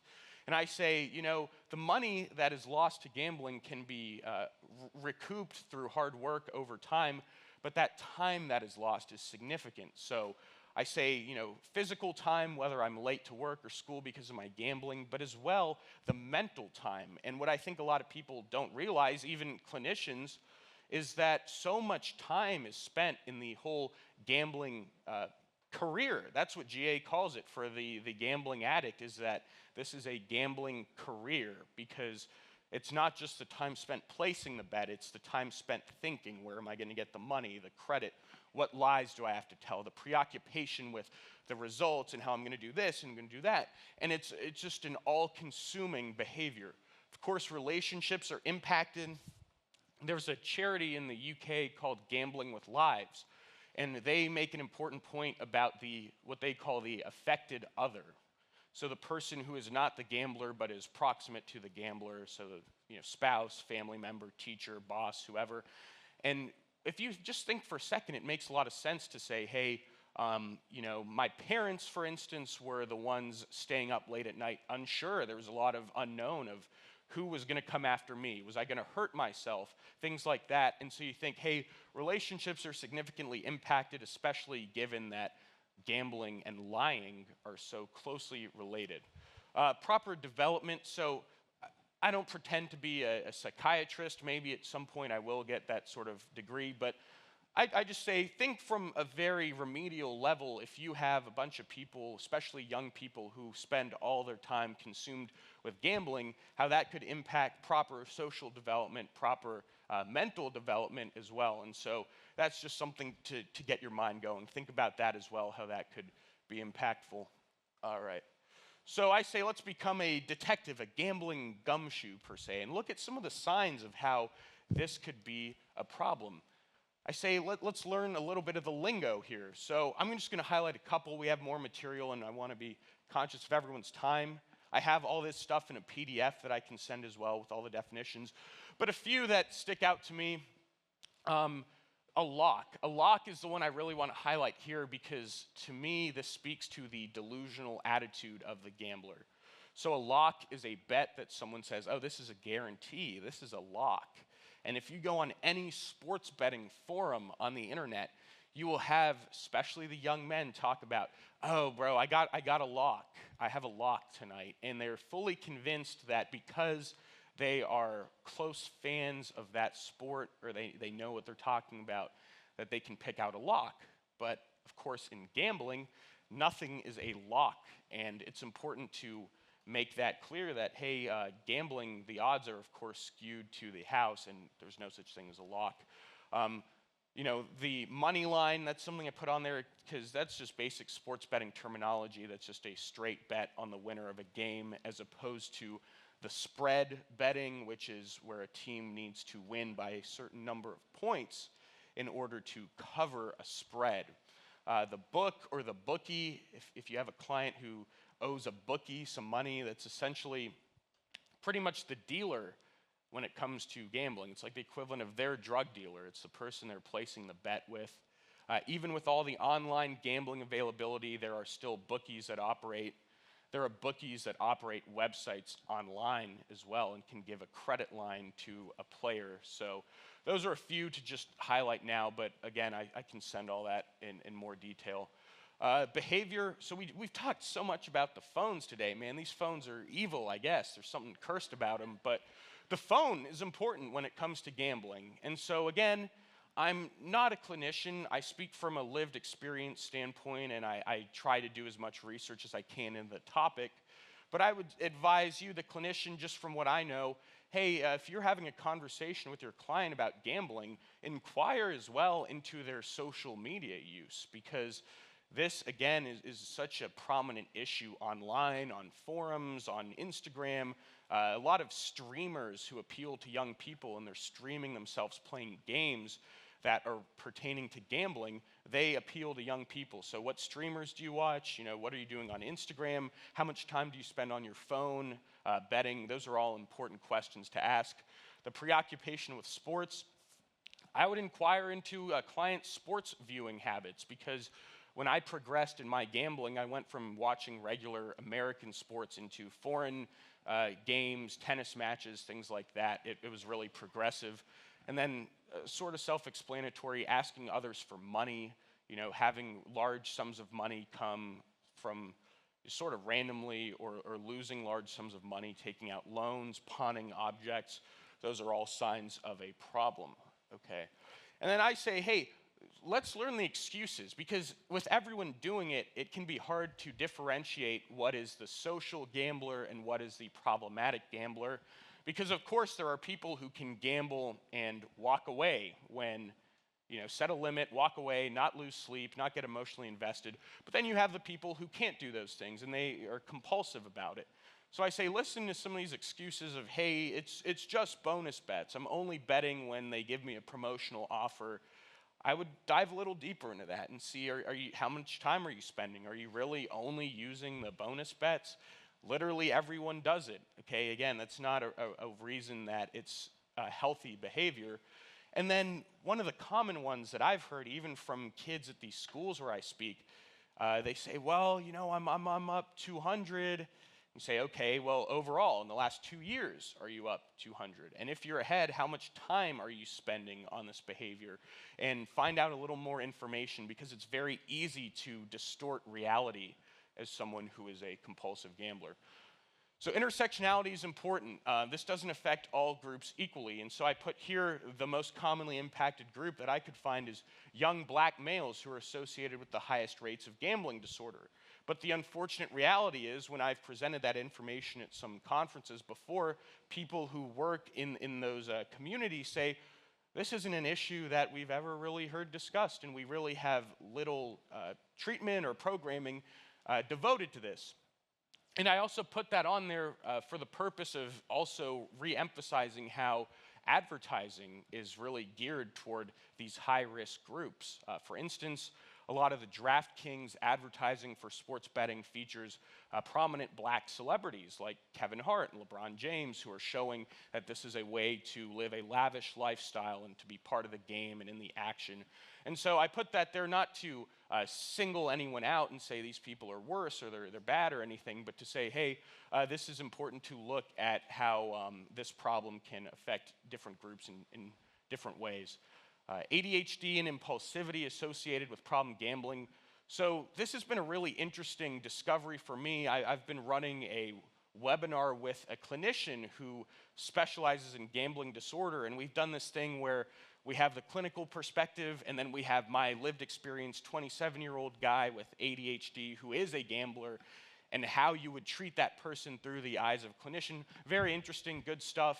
And this clinician I've partnered with has said that this relationship is bi-directional, meaning, well, maybe you know what it means, but meaning those with ADHD more likely to have a problem with gambling, and then on the other end, people that they surveyed that had a gambling problem were likely to have ADHD, and it makes sense to me just thinking about that, of how I'm impulsive, and when I got into sports betting, I was 19 years old. My mind is not fully developed, and so as soon as I see that all my buddies are sports betting and I get into it, I'm just like, hey, this feels good. I'm getting this high from it. I like the feeling of winning money early on. I don't have that foresight to think, hey, in 2 years, this is going to be a real problem for me. So for your clients that are impulsive, ADHD, say, hey, let's talk about gambling, because this is, again, a very growing issue with the online stuff going on. Depression, anxiety, all co-occurring with gambling. Gambling addiction has a high rate of suicide, which is something that I think is worth noting. Financial status, what's really kind of wild about that is, on the one hand, I've gone to some conferences where the people say, well, if I don't have a lot of money, then I would be more prone to gamble to pull myself out of that financial situation. But on the other hand, I've gone to some of these real top-tier boarding schools up in Massachusetts, Connecticut, and the kids are gambling because, well, the parents are giving them all this money to gamble, and they don't see the problem because they have an excess of financial resources. I see it's 10:29. It says 2:45 up here, so I'm going to go real quick and get on to the next person in a couple minutes. No worries. Family history as well. Keep that in mind, just as you would with any addiction, that family history of gambling or substance or alcohol use also leads to a predisposition. I can also, again, speak to my own experience and say that my dad's biological father, who's my biological grandfather, was a problematic gambler, banned from casinos across Algeria and France, pawning my grandma's jewelry, all that stuff. So not to make excuses for my own gambling behavior, but predisposed to that being a problem for me. So is gambling all bad? Our stock photo lady here wants to know, hey, is this all bad? Is it terrible? And I say, no, it's not all bad. Let me go real quick and say I've coined this term, the Halloween effect, to describe the modern day gambling situation. So if you were to show up here on February 14th dressed as Spider-Man, you'd get a lot of weird looks. But if you were to go to work on October 31st on Halloween dressed as Spider-Man, you would fit right in and no one would think anything of it. So I say with today's gambling, it's like every day is Halloween because everyone's doing it. So the sick gambler does not really stand out like they would on February 14th dressed as Spider-Man. Back when I was gambling, 2017, 2018, I'd say I stood out to my peers and to my family as being a problematic gambler because not so many people around me were doing it. Now, easy to disguise. Maybe you hadn't considered things like, I know in elementary school we did the stock market game, or March Madness brackets, World Series pool, all this stuff, raffles, bingos, casino night. All of these are things that are important to look at when we're talking about gambling and how social it is and how it doesn't always have to be a problem, but it can be a problem. With that being said, gambling is not going away. I say it's important to consider the motives. Why is your client gambling? Are they doing it to escape because they think they're going to win money? Do they just gamble every now and again and they don't think twice about it and it's not a problem? So I say the intent behind it matters. It's important to prepare for reality. Gambling is not going away. It's important that we address this topic now and show your client that you understand. And for me, it's easy to understand the student I speak to because I've lived it. But I say if you look deeper than just the bet and see what's underlying, if it's escape, if it's to make money and all that, those are ways to connect to a client where you may not have that direct experience. 6 seconds in closing. It's not your parents gambling. It's a whole new world. Everyone's doing it, and look beyond the bet at some of these other things. So there we go. No time for questions. Here's some citations. Here's my information. Thank you. All right.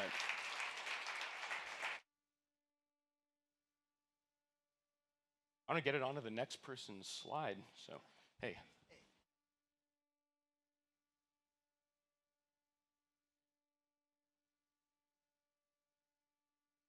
Greetings. Wow, okay. Got to be mindful of the volume. Is this a good distance from my mouth? Okay. I think probably I shouldn't stand in front of my slides, getting acclimated. Greetings, everyone. Thank you so much to the organizers and Madison in particular for hosting me. My name is Dave Markovitz, and I'm an addiction psychiatrist by background. I work part-time at Vanderbilt, and I also have a small private practice in Nashville on Music Row, where I focus on a mix of psychiatry and some executive coaching as well. So it's nice to see everyone. In this brief session today, I'm going to be talking about what is addiction psychiatry, and I'll just dive in, if that's okay. Let's see. Which button do I push? This one? There we go. Okay. I may have a slide at the end with some resources related to some of our programs at Vanderbilt, but I'll skip over that for now. You know, you guys may have already heard this today, but I just always include this slide in my talks about language because I think that it's so important that we're mindful of how we're talking about individuals with substance use disorders and getting away from terms like addict and abuser, clean and dirty, things that have been part of the vocabulary for many years, but can sometimes inadvertently keep us stuck in a mindset of, you know, us and them, and or simply make people feel that they may encounter judgment in the treatment system and things like that. So that is why I include that slide. So the objectives for today are, I just have a couple slides to share a little bit about the difference between addiction medicine and addiction psychiatry physicians. Some people are familiar with that, other people aren't, and since we're talking about what is addiction psychiatry, I thought, why not define what these roles actually are in the healthcare system. But the focus is really on talking about the incidence and prevalence of co-occurring disorders and sort of how we approach diagnosis and differentiating addiction from other disorders that it frequently co-occurs with. So that's what I'll be discussing.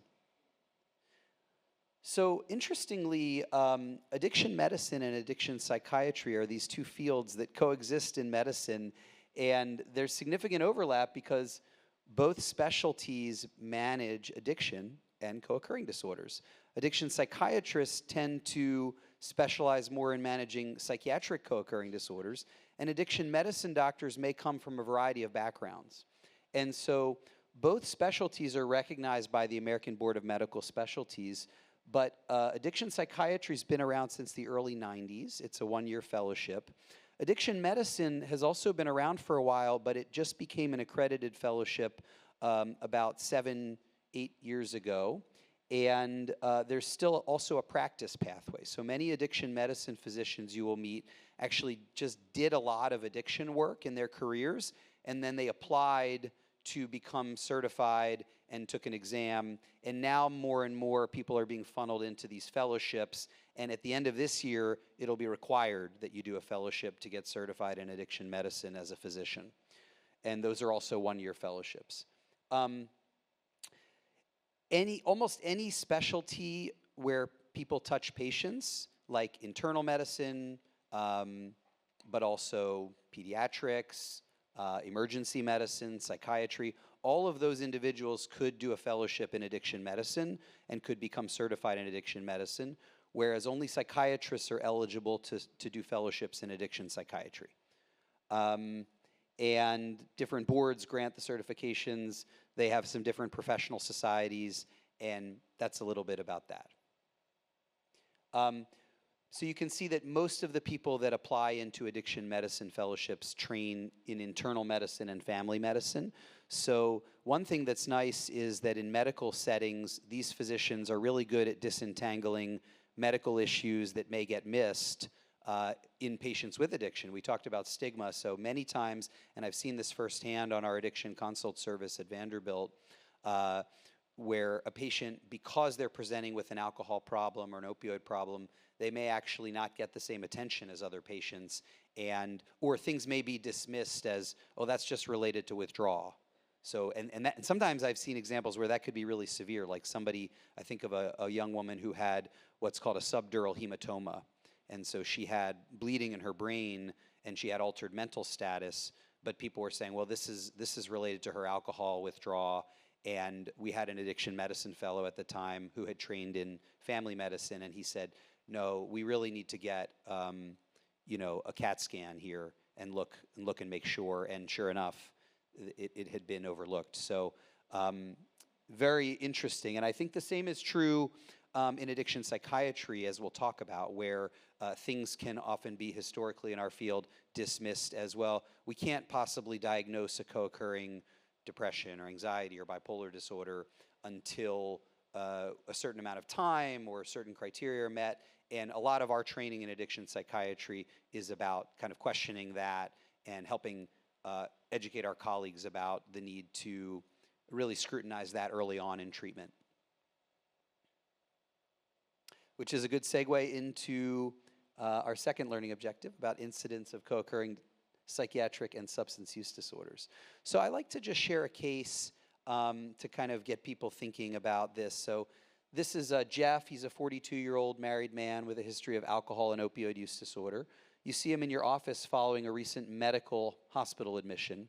He tells you that a psychiatrist who saw him in the general hospital visited him and diagnosed him as bipolar depressive, starting him on fluoxetine 20 milligrams and lorazepam 2 milligrams at night. He's also taking buprenorphine naloxone, which is Suboxone, and acamprosate, a medication to help with alcohol cravings. So here are some questions I just wanted the group to consider. By the way, how many people might encounter a patient like Jeff in their office historically or in the future, you could imagine? A few show of hands. Yeah. Okay. So some questions to consider. How often do these three conditions co-occur? Opioid use disorder, alcohol use disorder, bipolar disorder, right? Because that might tell you something about, is that rare, or do those things often get lumped together in people? Would you tend to accept the diagnosis that the patient told you the psychiatrist had offered? And what would be your treatment plan depending on what type of provider you are? I know we have a mix of people in the group. Anyone want to be bold and make a comment about the case?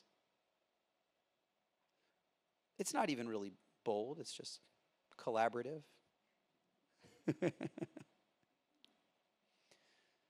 Yes.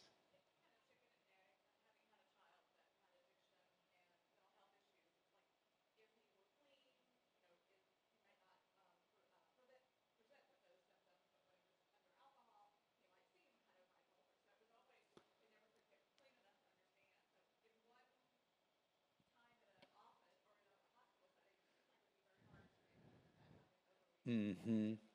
Yes, so in case people couldn't hear, our colleague said, what is the chicken or the egg here, and how, in a brief encounter in the hospital, could you really disentangle these things?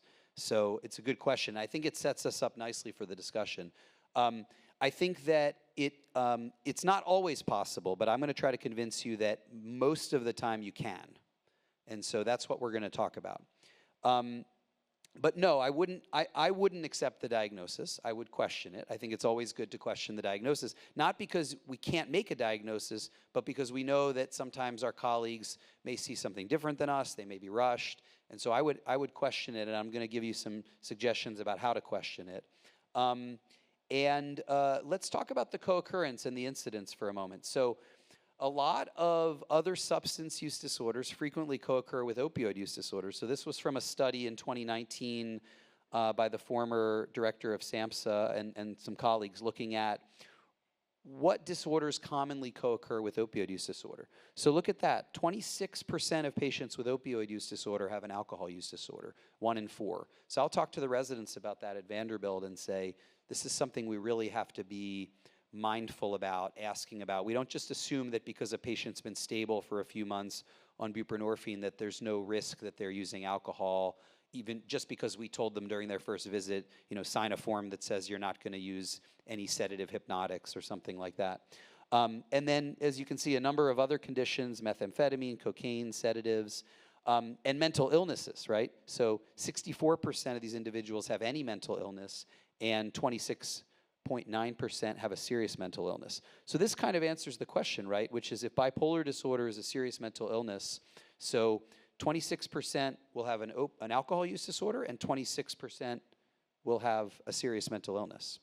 So pretty frequently they do co-occur.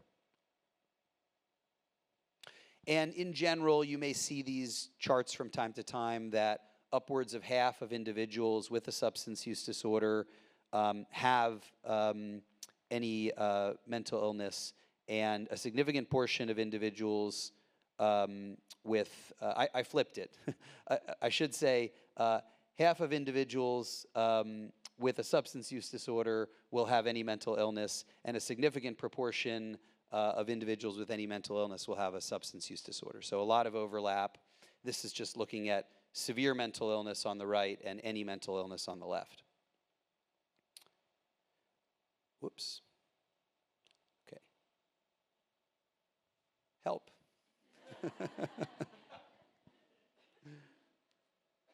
Okay. The other pie chart that I like to just mention is how infrequently our patients are getting co-occurring disorder treatment. So it would be tempting to look at the thing on the left and say, oh, 40% of people are not getting any treatment at all. And that's indeed really a problem, right? This is actually individuals, adults 18 and older, with past year substance use disorder and any mental illness who were, whether they received treatment. So 40% didn't receive treatment. But if you look more carefully, what you see is that only 17% got treatment for their substance use disorder and their mental health disorder, right? We have these separate systems. Go over here for addiction, go over here for mental health treatment, and then over here for primary care. So that means that 83% didn't get both conditions treated. And again, part of what I'm passionate about this topic is because you get such better outcomes when you treat both. And even though some people who don't have severe mental illness do really well in traditional addiction treatment, we all know that there are those cases where somebody's not getting better, the family is frustrated, and sometimes these mental illness, these mental health conditions are not getting diagnosed. And this is part of the reason.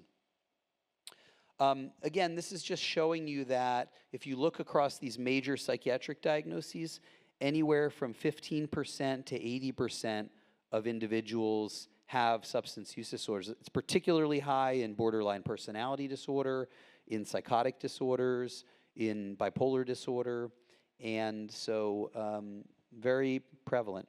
So what's the issue? The issue is we have to understand the neurobiology, just even at a high level, right? Because there are a lot of levels on which somebody could understand neuroscience, and the brain gets pretty complicated.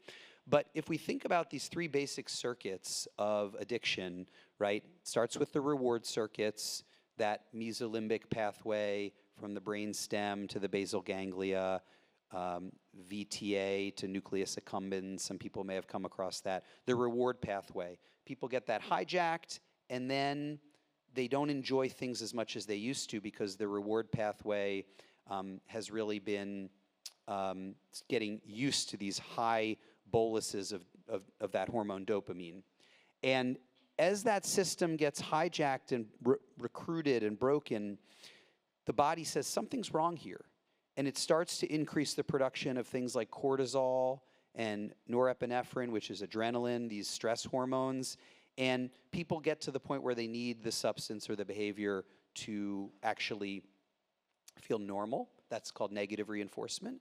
And then finally, the executive function, the frontal lobe circuits, the prefrontal cortex, usually has this top-down control for most of us. Let's not have that third brownie, that sort of a thing. But it gets weakened over time by the recruitment of these automatic circuits in the midbrain.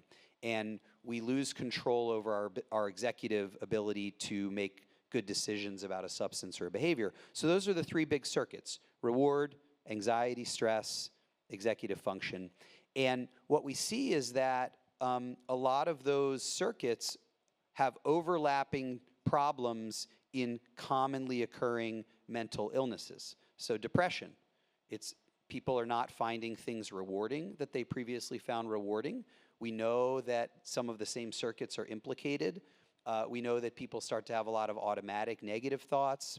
And so you can imagine that somebody who's already not finding things rewarding because of depression is going to be that much more vulnerable to a substance use disorder, and that much harder to treat their substance use disorder if the depression isn't also being treated.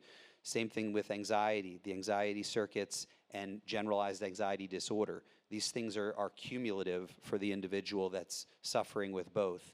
And we know in bipolar disorder and ADHD that executive function is challenged for individuals, their ability to resist impulses, their ability to make responsible decisions.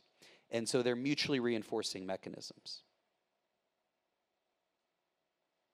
So people have worse outcomes when they have co-occurring disorders. Higher relapse rates, higher use of acute care, higher burden of social determinants of health.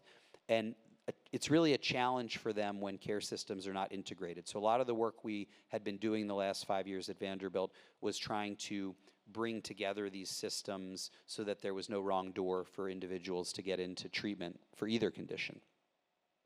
So just because time is short, I'm giving a high-level view. This is the one I want to spend the most time on, which is approaches to diagnosis and treatment, right? Going back to the question of, is it the chicken or the egg? Can we really make the diagnosis?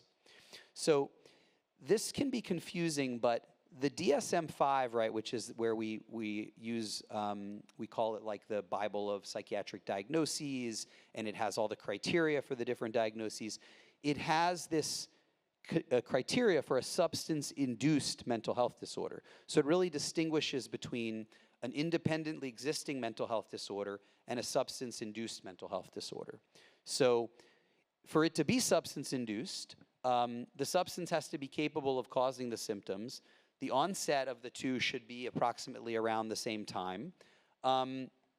Shouldn't be better explained by an independent disorder present prior to use, or persistent symptoms that last after someone gets sober. So let me unpack that. When I talk to patients, I ask them a lot of questions about what they were like before they started using substances. And I know that may seem intuitive, but what happens is when patients come in with substance use disorders, here's what usually occurs, because I review a lot of charts. I have different hats that I wear, and some of my jobs involve reviewing charts, sometimes for legal cases and things like that. And so what usually happens is patient comes in with a lot of complaints, and the provider starts asking them questions, but they don't help the patient to differentiate what symptoms they're having when they're using substances and what symptoms they were having before they started using substances or during periods of extended sobriety. Patients a little bit confused potentially, and they're just talking a lot about what they're feeling currently and what they've been feeling recently. And then the provider decides based kind of on their intuition or their philosophy. So if their philosophy was, I can't really make a diagnosis, this person's been using drugs or alcohol, then they might put that in the chart. And if their intuition is, no, I really think this person is depressed, and I think therefore they have major depression, never mind that they've been using alcohol for the last 6 months, I'm going to diagnose them with major depression. So unfortunately, what happens in practice, and some people are, I think, maybe nodding a little bit, that may just be my own projection, is that this is really common. This is really what happens commonly. But if we're very disciplined about saying to people, what was it like for you? Did you have, and I have some slides on this, but did you have periods during that year you were sober where most of the day, every day, for at least a couple weeks in a row, you couldn't enjoy anything, didn't want to do anything? Oh, tell me more about that period. Were you having problems with sleep, concentration, appetite? To me, that is a really a different conversation than what I see occurring a lot of the time. And you actually, most of the time, people will tell you. They'll say, oh, no. When I was sober, things were good. Or they'll say, oh, yeah, I was depressed, really. Yeah, for a month. So, but often we don't ask. So the DSM tells us, but unfortunately in practice, people don't necessarily do it. And what we know is that depression and anxiety symptoms are the most common substance-induced disorders. So again, it may be to our colleague's question earlier that the depression has been caused by the alcohol or the anxiety has been caused by the on and off with opioids. But what we know, for example, from the literature is if 40% of people came into a detox or a hospital with alcohol use disorder, most of them wouldn't still have it at 4 weeks. Only 5 or 10% would still have depression. But if they had major depression, a history of major depression during sober periods or before they started using alcohol, Now they're 5 times more likely to still have depression 4 weeks later, right? But we could have known that the first week. We could have asked them that. And we could have said, oh, did you used to benefit from taking a medication, maybe an SSRI, something like that? Yeah, you know, I was a lot better on that. Well, let's go ahead and start it. We don't need to try to guess whether you're going to be depressed, because we actually know that there's a more than 50% chance that you will be, and that there's better outcomes if we do it this way. So that's what I wanted to say about that. So these are some of the questions I've already alluded to. Were symptoms present during the longest periods of recovery, at least a month of sobriety? What age did you start to have symptoms relative to substance use onset? Were there developmental things that put you at risk for these conditions? And what runs in your family, right? Bipolar disorder, ADHD, 80% heritable, which means that 80% of the risk for those conditions comes from somebody's genes. That doesn't mean if your mom had bipolar disorder, there's an 80% chance you'll have it, but there's a pretty good chance. It could be as high as 10%. So we really want to know about the family history in addition to these other things. So what I teach with trainees at Vanderbilt is these are the 3 categories: mood, anxiety, thought. Mood, anxiety, thought. I can screen for these categories in 2 minutes or less.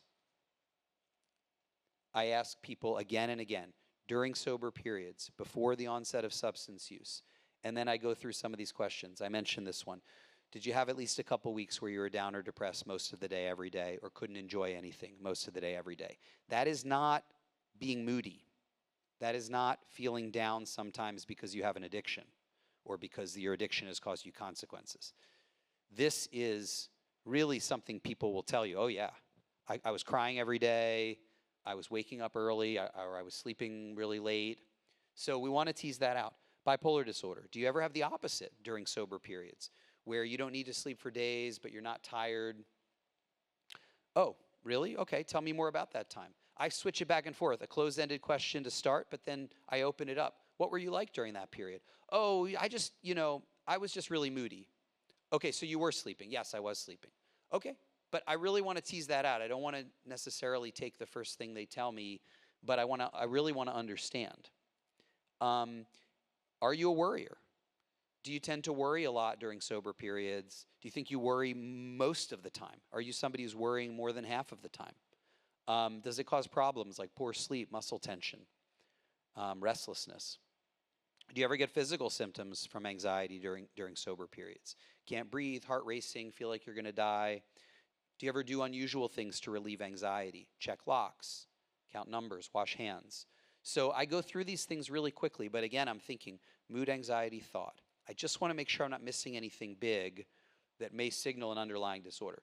Now, it goes without saying that there are big picture things as well. So the average person who comes in for alcohol withdrawal treatment hasn't had 7 psychiatric admissions and 3 suicide attempts. So you can sort of notice those things and say, there's probably something here, but there's no substitute for either doing this or referring the individual to somebody who you trust will actually try to get to the bottom of this. Unfortunately, we have a little bit of a race to the bottom in our field when money's involved, of people doing things quickly. Nobody in this room, but I do think that there's a lot of pressure on healthcare providers right now to see patients quickly, and this doesn't take a lot of time, but it can feel like it would. And then finally, schizophrenia. During periods of sobriety, did you ever have unusual experiences? Hearing voices, seeing visions, feeling you were being monitored or followed, things like that. These are some tools that I like. The one in the middle is the one I use the most. It's the DSM-5 app. It's about $70 or something like that. And I refer to it every week. I know that I had a resident when I was a medical student at Vanderbilt who was like a little too obsessed with these criteria, and he was like, oh, well, the patient doesn't have that criteria. It's not that I want to try to convince you that you have to like memorize the DSM, but there's also a certain discipline to it of sort of saying, well, did they actually meet criteria for a disorder? Because it does matter. A lot of work went into coming up with these categories. They're not perfect, but there is a sense that most people in the population on the bell curve may be here, and then this is where it starts to cross into a disorder and impairment and things like that. So a word on pharmacology. How are we doing on time? We're just about out of time. I just have a couple summary slides. So pharmacology for co-occurring disorders, the rule of thumb is treat each disorder with first-line agents. So if you diagnose the disorder, there's no reason to change what you're doing as far as treatment, but we put extra priority on using safe medications and trying to avoid controlled substances, especially benzodiazepines like Ativan, Xanax, Klonopin. I'm going to just skip over this, but there's variable evidence for different psychotherapies, for different co-occurring disorders. A lot of the studies we see in the mental health field, they really wanted to isolate a population. So we're going to study alcohol use disorder, but we're not going to include anyone with major depression. Or we're going to study major depression, but we're not going to include anyone with a substance use disorder. So there are some studies of co-occurring populations, but it's beyond the scope, I think, of our half hour to go through that. So distinguish between substance-induced disorders versus independent psychiatric disorders. That's my gospel or passion. Overlapping target symptoms do occur, and there will be times when a patient just can't tell you. You know, I started using when I was 14. I really don't know. And that's okay. But what I want to say is that I think that's the minority of cases, actually, from my experience. And independent disorders do respond to treatment. Use safe first-line treatments. For stimulants, I recommend that specialists be involved in making those decisions. Okay, so this is a little bit of resources, just some contact information, some treatment providers, and my email address in case people want to connect for any reason in the future. Thank you so much. Any questions? Or I don't think we have time, but. You know.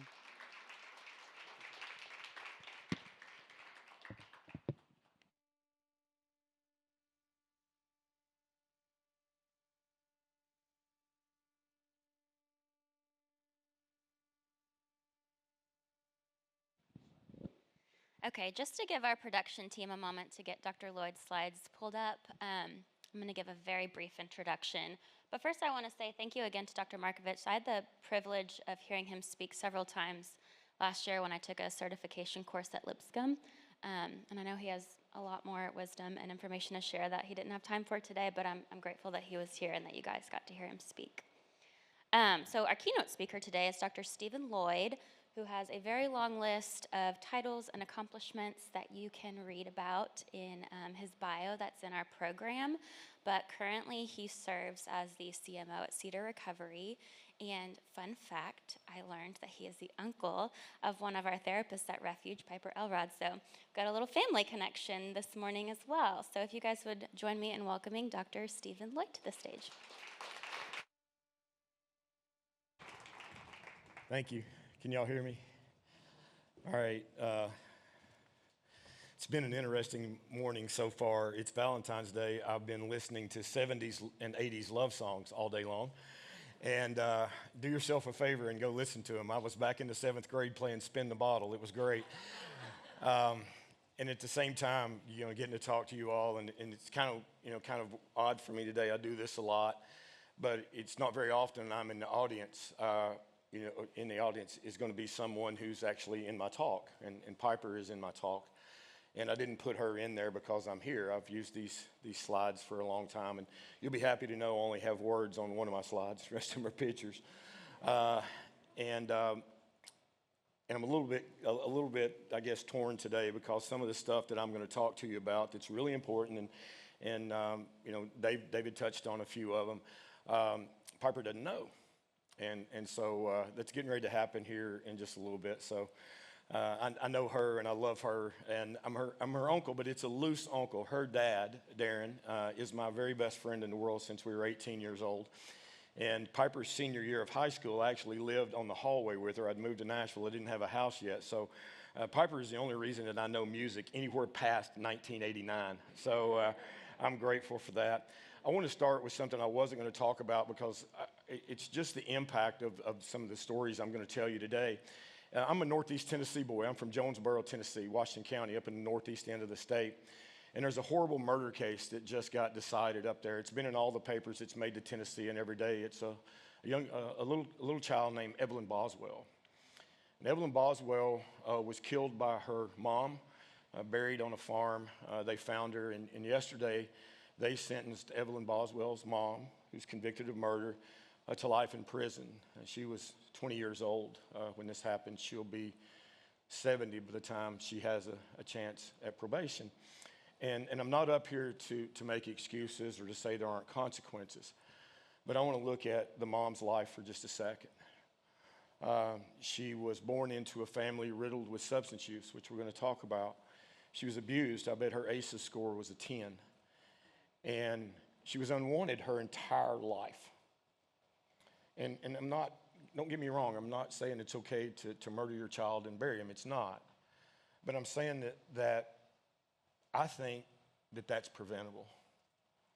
And I want to know, are we willing to commit the resources to prevent stuff like that? Because yesterday, the judge, who I know, Jim Goodwin, who's a good man, and I actually sent him a text to tell him I know that was hard on him. That trial was hard on him. It was hard for everybody in East Tennessee.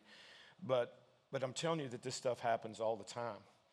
And we overlook mental illness. We overlook adverse childhood experiences, ACEs. I think the ACEs study is the second most important study ever done in the history of medicine, only behind hand washing, right? Because of the people that it affects. And I'm going to tell you my ACEs story. And the other thing about that is I am not my ACEs score. I love what you all do. I'm a therapist wannabe, believe it or not. And all my therapist friends tell me I'm not, so I get it. But people like you all saved my life. Chip Dodd in Murfreesboro, Tennessee, is the reason I'm standing before you today. I'm one of the happiest guys you'll ever meet. I've been playing with house money for almost 21 years. And I was able to do that because somebody stepped in and helped me with my physical and sexual abuse that I endured as a child. And so I'll talk to you about that a little bit, and it's just kind of a mixed emotion day for me. So, Pipes, I hope I don't embarrass you. So I want to talk to you about a turtle on a fence post. I told you I am a Tennessean. I take Tennessee with me wherever I go. I'm currently the director of drug control policy for the state of West Virginia. I have no idea how that happened because I live in Nashville. And so last night I finished in the State House about 5:30 Eastern time yesterday in Charleston, West Virginia. And I drove to Nashville and called Piper on the way and figured out what time I had to be here. And I did that for this reason.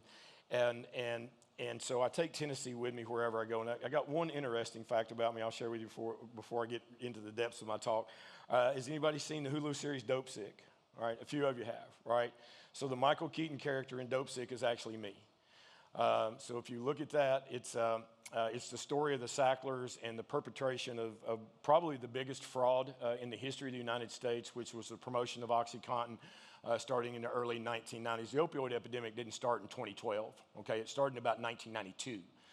And so if you look at that, it's the story of the Sacklers, and really just, I'm not sure there's any hope for them. I think they're soulless, and I think they're sociopaths. But they wanted to rotate the book Dope Sick around a fictional doctor, and I had no idea who they were going to cast. And my friend Beth Macy wrote the book Dope Sick. Dope Sick is the story of the opioid epidemic in her area of the country, which is Southwest Virginia. Beth is from Roanoke. When she was writing that book, I met her. We got to be friends. I'm in her book. Her book sold about 500,000 copies. And she called me up a couple of years afterwards because we remained friends. And she said, "Hey, Steve," she said, they want to make my book into a Hulu series. And I thought, "Oh, great, Beth, that's wonderful. What the hell's Hulu?" Again, I wasn't living down the hall from Pipes. I didn't know what Hulu was. She said, "It's like Netflix." So first of all, she told me it was a streaming service. I told her that didn't help me any. She said, "It's like Netflix," and I knew what Netflix was. And so she said, "We want you to help us." And so if you can hear me talk, what kind of writer you think I am? And I'm not a writer, and so, but I said I would help because they wanted scenarios in the series that were realistic in the hospital, and I'm an internal medicine doc, and I practiced medicine in the hospital for about 15 years, And I said, okay, I can do that. And had no idea who they're going to cast. I didn't know how much money they had, none of that stuff. And so we did it during the pandemic. So March, April of that year, the writers and producers were all in Hollywood, and Beth was in Roanoke, Virginia. And our producer was a guy named Danny Strong.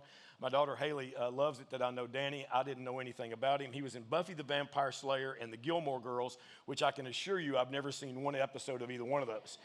And so we're doing this, and every scenario they came up with was it wouldn't work in the hospital. And finally, Danny said, hey, Steve, he said, why don't we just use your stories? We know those happened. And so the first thought that popped through my mind was, well, I'm going to take those to my grave, and that's why we're not going to use those. And that literally lasted for about 5 seconds, and here's what I come up with because I think it's a good lead in to my talk. What if you had a disease you never saw anybody get better from? What would that be like? Pancreatic cancer, glioblastoma, brain cancer. I never saw anybody get better. The treatment's a death sentence. 6 months, you're dead.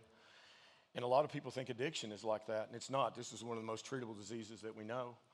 And whenever we help people with their underlying psychiatric issues, behavioral health issues, and their childhood and adult trauma, people get better. EMDR saved my life. And so I said, sure. So when you watch Dope Sick, if you do, I don't make money off of it, so I'm not promoting it for that reason. But Beth's book sold 500,000 copies, which makes it a New York Times bestseller. 23 million people have seen Dope Sick. And they cast Michael Keaton as me. He does a pretty good job. There's a few things he could improve on. I tell people all the time, he was a hack before he got my role, and I shot him to stardom. We won 2 Emmys, and we won one for the production and the scene that was shot in rural West Virginia. And then the other one, Michael Keaton won a Best Actor portrayal for portraying me. Just so you know, I didn't win crap. So, but everything in that series happened. The worst day of my life is in that series. And it's very powerful, but it ends on a positive note. They're only 40-minute episodes. There's 7 of them, so check it out. I think you'll like it. So as I told you, I'm a Tennessean. I take Tennessee with me wherever I go. This is actually not mine. It's Alex Haley's. Alex Haley wrote a book in the 1970s called Roots. They turned it into a mini-series. And there's a few gray hairs and balding heads in the room, so you know what I'm talking about. I think it was on ABC in about 1977. LeVar Burton played the main character, which is Kunta Kinte. And my parents, for some reason, let me watch it. I was 9 years old. I'm not sure what they were thinking. But it made an impression on me. Alex's family was enslaved in West Tennessee. Alex actually lived most of his life in Norris, Tennessee, around Knoxville. And he talks about a turtle on a fence post. What's the one thing you know for certain when you look at that picture? Everybody knows. What is it? Didn't get there by itself, right? That turtle did not shimmy up that fence post, okay? And when you look at somebody in recovery, and I'm coming up on 21 years, right? When you look at somebody in recovery, they're a turtle on a fence post. I'm standing before you today in Franklin, Tennessee, because I stepped into a system of care that was designed to put me where I am, okay? And the truth is, most people don't step into that system. And the truth is, the patients that most of you guys see are very, very fortunate, because the patients that I see will never have a shot at somebody like y'all. That's a fact. And I'll tell you those stories as we go through. So if you don't remember anything else from my talk, this is it. Nobody gets where I am. Nobody gets on the other side of addiction or mental health crisis without being a turtle on a fence post. I am here today because I had this family unit around me, of which Piper is a part of, and her dad is a part of, and her mom is a part of, and my family, which all seems like, and I think Piper would tell you the same thing, it seems like one family. And matter of fact, you know, Piper's dad met me in the parking lot when I drove to Nashville right before I walked into the detox unit at Vanderbilt, where Dave works.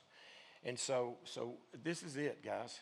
And sometimes when I look around, I want to know if we still care enough, right? Are we still concerned about these? You know, most of our folks with mental health and substance use disorders are actually incarcerated. They're behind bars. And you know, what are we going to do about that? Are we going to keep locking people up? I live in Wilson County. I live in Mount Juliet. We just built an ungodly jail in Lebanon. I mean, we could probably house, you know, most prisoners of war all through history in Lebanon. All right, are we just going to keep building bigger jails and putting people in them? And I think that's a losing proposition. So 107,622, does anybody know what that number is? It's the number of overdose deaths we had in the year 2020. I could update this number, but I'm not going to. The number is so big, sometimes it doesn't matter anymore. And I think one of the dangers that we get into when we start looking at these numbers are when they get big enough, we don't pay any attention to them.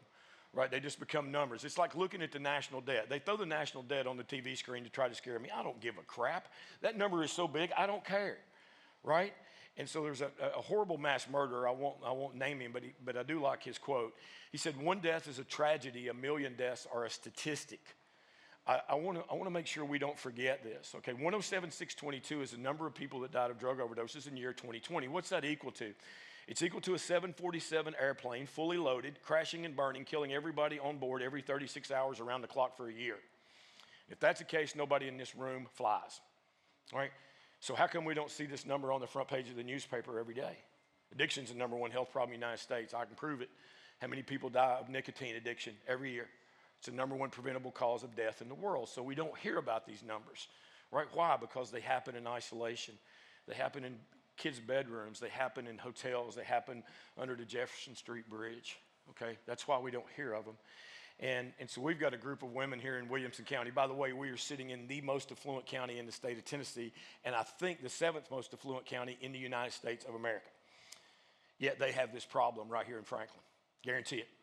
And I know a group of moms out here who are on my Mount Rushmore because when their kids died of overdoses and they went to Harpeth and MBA, right, they wrote it in their obituary and they're out trying to do something with it and connect with other parents. And when we start doing stuff like that, guys, we'll start to move the needle. So every system is designed perfectly to get the result that it gets. And unfortunately, in the United States today, our system is designed to this be our number. It's higher than that. It peaked in 2023. It's down again this year, which is good. If we do everything like we need to and we get the best possible outcomes with the money that we have to combat this, we will reach 1992 overdose levels in the year 2048 by computer modeling. So it kind of tells you a little bit about what we're up against, but I'm an optimist and I've got a lot of great recovery stories and I'm a sucker for all of them. So this is our number, you know, and behind this number though are sons, daughters, aunts, uncles, grandmoms, grandfathers, right? And so I'm going to tell you one of those stories today. So first of all, we got to learn about addiction. And I looked at your speaker list, and I know Dave very well. And Dave Markovich is a professor of psychiatry at Vanderbilt, and I am not. All right, but I love him, and I'm going to teach a little bit differently than they do because I use stories to do it. Because God built us to be storytellers. It's what connects us. So, but I got to teach you about addiction first. So when I was sitting in treatment, I came to Nashville July 8th, 2024. Or not 2024, 2004. Hope not 2024. 2004, and went through detox at Vanderbilt, and then went on to the treatment center in Murfreesboro, and that's where I met Chip Dodd. But I want to talk just a little bit about the detox unit before I get in here, because in the throes of acute opioid and benzodiazepine withdrawal that I was in, I was taking 500 milligrams of OxyContin and 8 milligrams of Xanax a day every day. Okay, what's that equal to? 100 Vicodin a day. That's what I was taking. All right, and I wasn't living underneath the bridge. I was teaching in medical school in East Tennessee.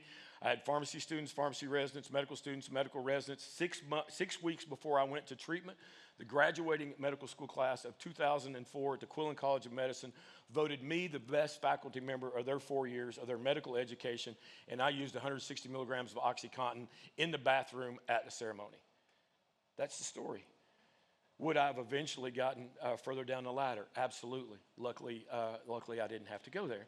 So I came down here, going to the detox unit. There's 24 people on my floor at Vanderbilt. It used to be called the Vanderbilt Institute for Treatment of Addiction, VITA. Some of you remember it. And I was about the oldest one. I was 37. And the rest of the folks in there, guys, they were kids, 18, 19, 20 years old. And so I get there, and I think all of us are going to go through this process, and then we're going to go to a treatment center, right, and get help for what we're all there for. And really early on, when I was still shaking like a leaf and just miserable, I started to see that there's 2 different treatment systems in the United States. Right? There's one for people who have resources and money and a license, and then there's this other one over here that everybody else gets, okay? And so out of those 24 people, how many of them got to leave that 5-day detox and go to a treatment program? Anybody got any guesses? One. It was me. How come I got to go and they didn't? Because I cost too much money to make.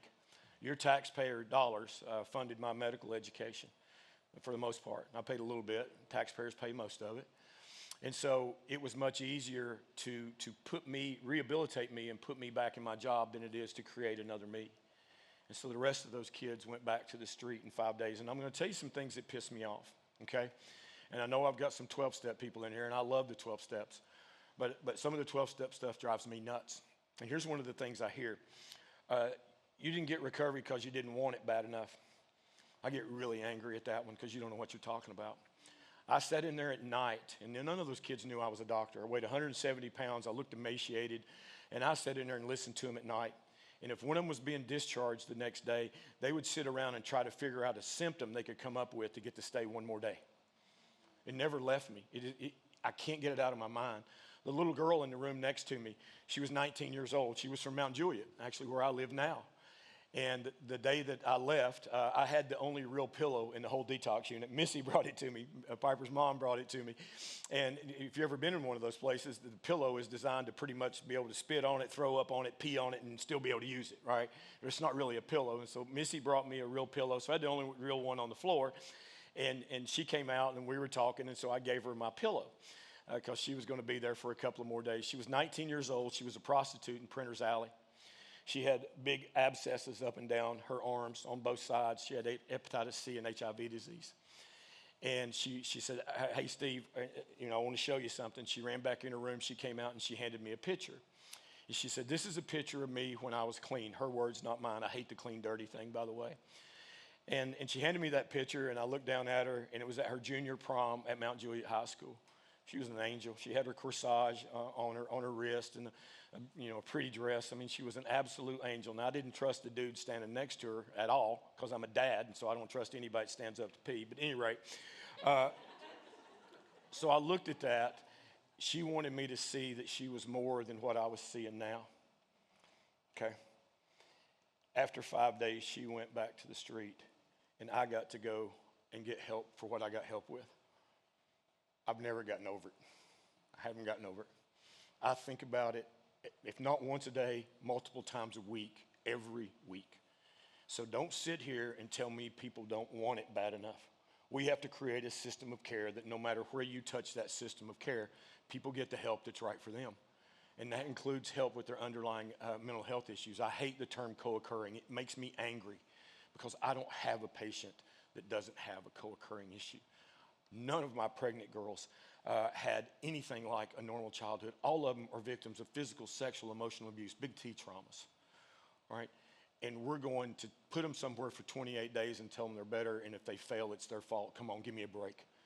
Give me a break. So, started learning about addiction. I went to every single program that I could. I saw PhDs from Vanderbilt, Harvard, Seattle, wherever I went. And I would sit there in the audience taking notes, trying to teach myself about addiction. And I thought, there's no way I'm going to be able to teach this. And you all know what I'm talking about. Some egghead professor gets up there, and I'm sorry if there's any egghead professors in here. They get up there, and they put this picture of the brain. They got all these areas, and there's an arrow going this way, and an arrow going this way, and an arrow going this way. Nucleus accumbens and ventral tegmental area. And I'm sitting there going, no, really? I mean, I'm about to go to sleep. Okay, and so I had to figure out a way to teach addiction at Vanderbilt's medical school or the Rutherford County Jail. And this is what I came up with. I teach addiction as a slot machine. I get a slot machine, right? When the 3 sevens come down on the pay line, that's when the money comes out the bottom. Okay, so this is your classic biopsychosocial model. Just saying that word makes me want to vomit a little bit. But this is the biopsychosocial model, and it's what I use, and it's what I use to teach people about addiction, including trainees, nurse practitioners, physicians assistants, as well as medical doctors and DOs, because those are our prescribers. And just let me let you in on a little secret. In all of medical training, 4 years of medical school and at least 3 years of residency, do you know how much training we get on the proper prescribing of controlled substances for acute and chronic pain? Anybody got any guesses? 0 hours. 0. Do you know how many hours we get on the recognition of and referral to proper level of treatment of people with any kind of substance use disorder? Anybody? Again, 0 hours. And it's not much different at most of the schools I go to, although because of the work of people like Dave Markovitz, Vanderbilt has certainly started to take this on. So guys, this is the #1 health problem in the United States. Okay, it's the #1 health. So when I go to medical schools all the time, I say, we need to get addiction in your curriculum. We don't have room for it in the curriculum. It's the #1 health problem in the United States. And so I get angry because of this. We had an hour in my second year of medical school on maple syrup urine disease. Has anybody ever heard of that? All right, I'm not out there discriminating against kids with maple syrup urine disease, right? It's an inborn error of metabolism that makes a baby's diaper smell like maple syrup. I don't know who figured that out, all right? And my point is not that. My point is we have an hour for that, and we don't have an hour for addiction, the number one health problem in the United States. Do you know why they do it? Because there's questions on the national board exam on maple syrup urine disease, and there are no questions on the national board exam on addiction. So I'm the president of the Tennessee Medical Board now, and the medical boards are actually over the USMLE, which is a medical license exam.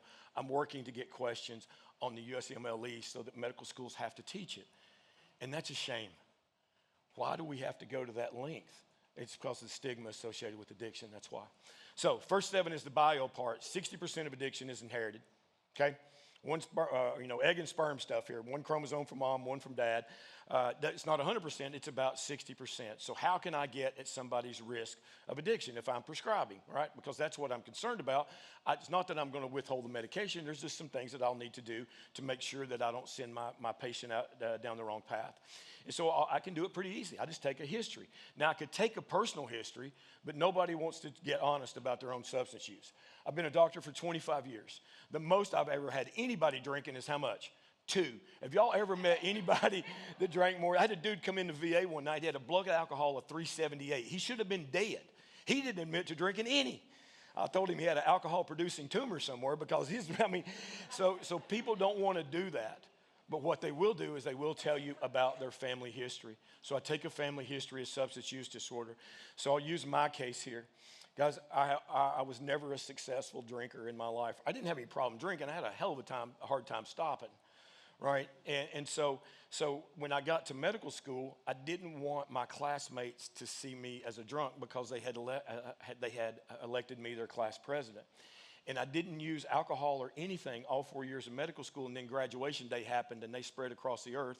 Turns out I'd been a turtle on a fence post for 4 years with them, and I was drinking within a month and I was using pills within a year, okay? So I had that history of alcohol. I'm not sure if it was full-blown alcohol use disorder. If it wasn't, it was darn close. And so I had that in my background. If you look at my family tree, there are 18 cousins on my line. I have 17 first cousins. And I can assure you, I come from the Lloyds and the Shipleys. These are 2 gene pools that should not have mixed. They did.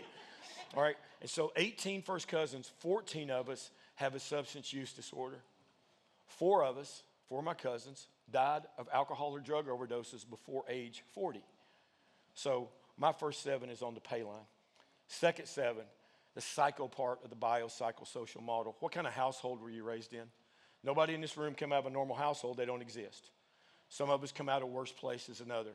Physical, sexual, emotional abuse, big T traumas. Okay, and I've looked at this for a really long time. Again, there's people in this room more educated on this than me, and I'm self-educated. But as I look at traumas, physical and sexual abuse, pretty apparent when they happen, although people will deny it, and sometimes it's hard to get to. For me, emotional abuse is a killer. It's an absolute killer.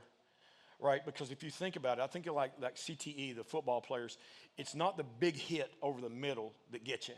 It's that constant hit on the line of scrimmage every play that gets you. And emotional abuse is that. My mom had untreated bipolar disorder. She also had a benzodiazepine addiction, Valium, mommy's little helper. By the way, the Sacklers were the promoters of Valium in the 1960s. They just took that playbook and brought it to OxyContin in the 1990s. Interesting fact that pisses me off. But at any rate, so that was the mom I grew up with. You never knew what you were going to get. So as a kid, when I came in the room, I was a pinger. Right? I got to ping her. I got to figure out where she is so I can be safe. Kids aren't meant to do that. That's not how God designed us. And so I lived my life as a pinger. How's she doing? Because if she's okay, I'm okay, and I can't do anything to set her off, right? And that's constant. That's constant. I was taking a history the other day, and this one's going to wear me out. One of my patients, when I was taking her intake history, she was telling me what a normal childhood she had, and she's using IV heroin and fentanyl. And so I knew, I know it's there. How am I going to get to it?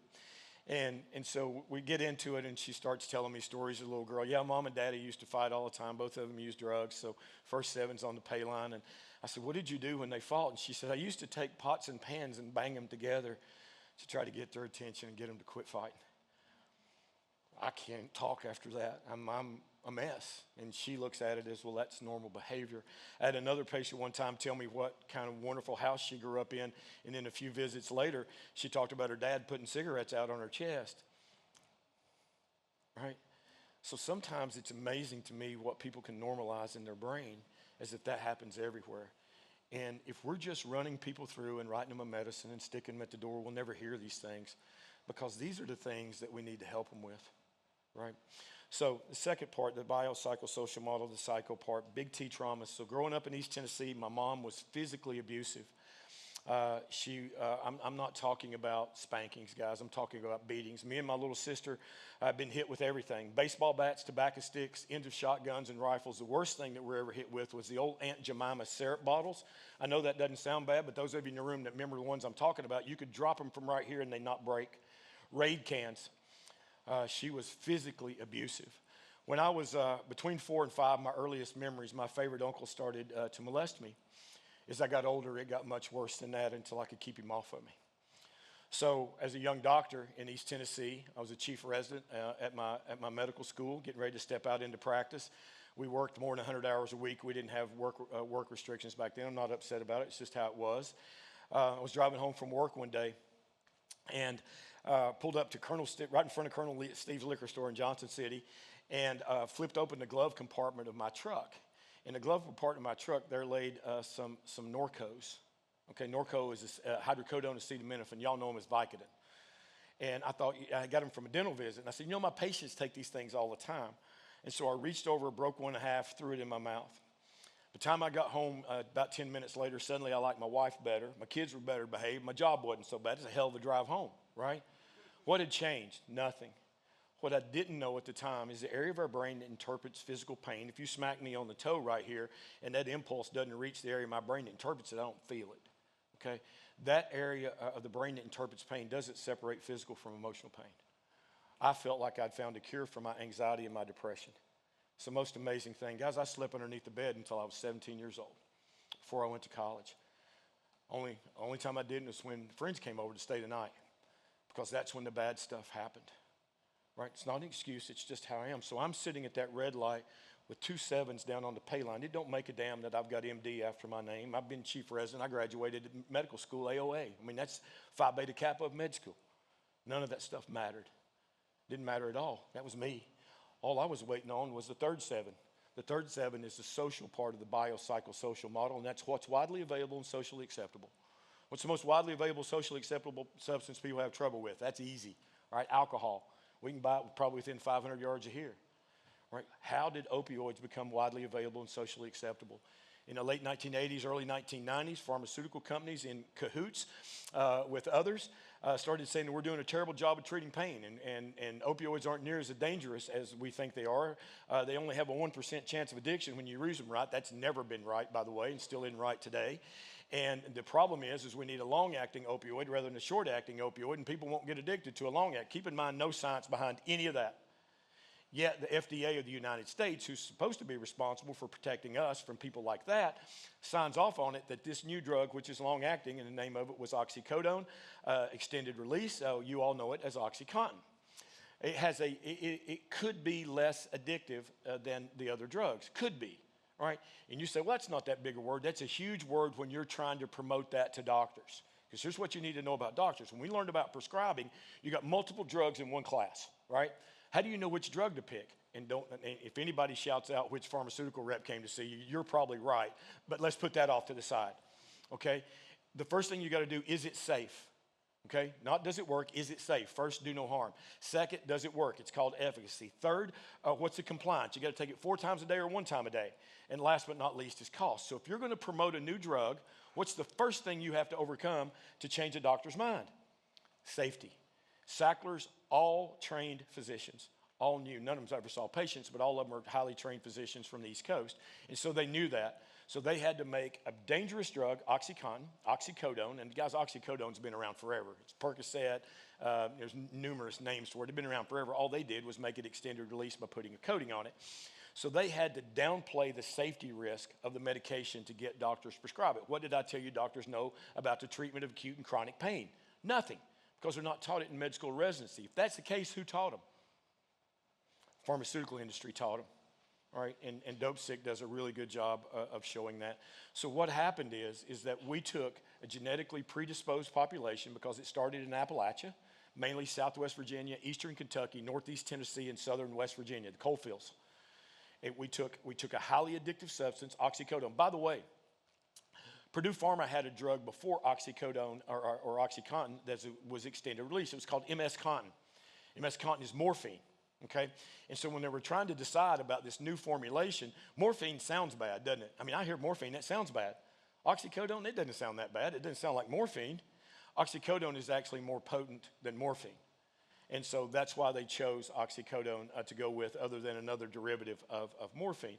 So they took a genetically predisposed and traumatized area of the United States, which is Appalachia, which runs from North Mississippi, North Georgia, all the way up through Northeast Tennessee and into, upstate New York.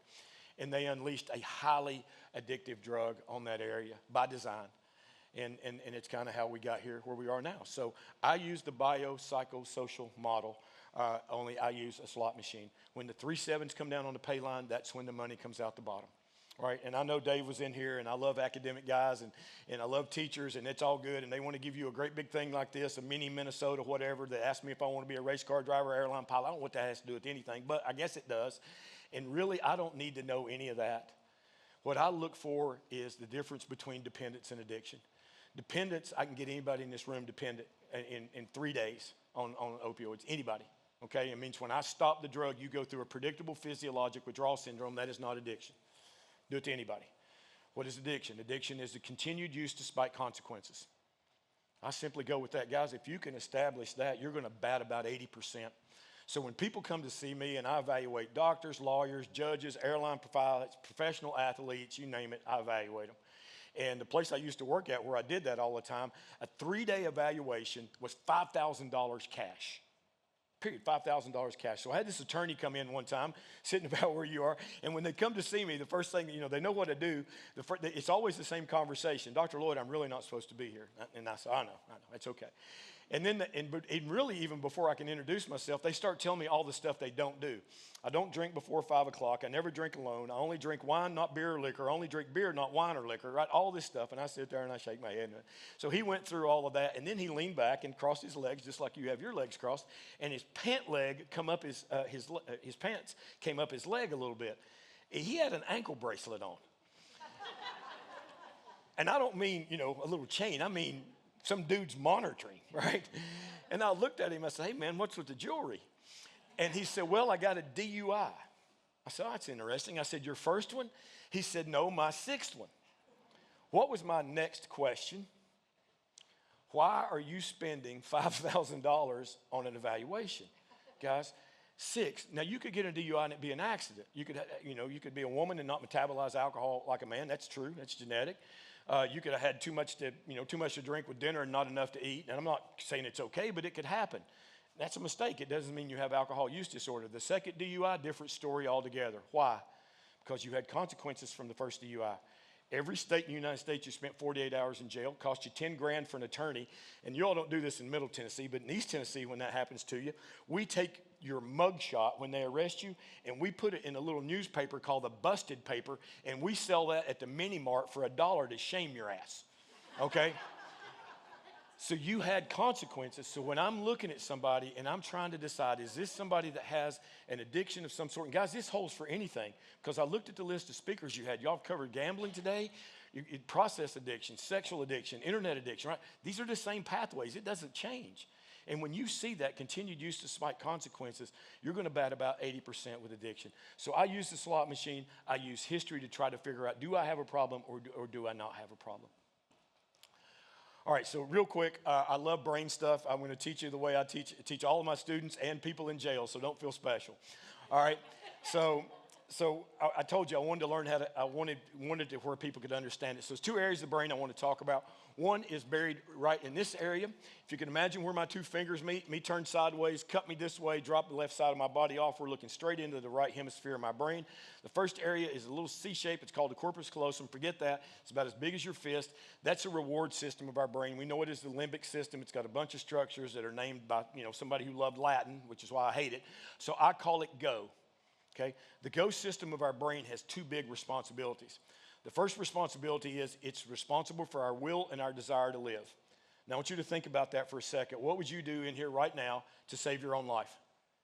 You're capable of anything, I promise you. If I got rid of all the food and water in here, we taped this room off, and we just sit here and looked at each other day after day, two things are going to happen. Number one, we're going to drink each other's urine.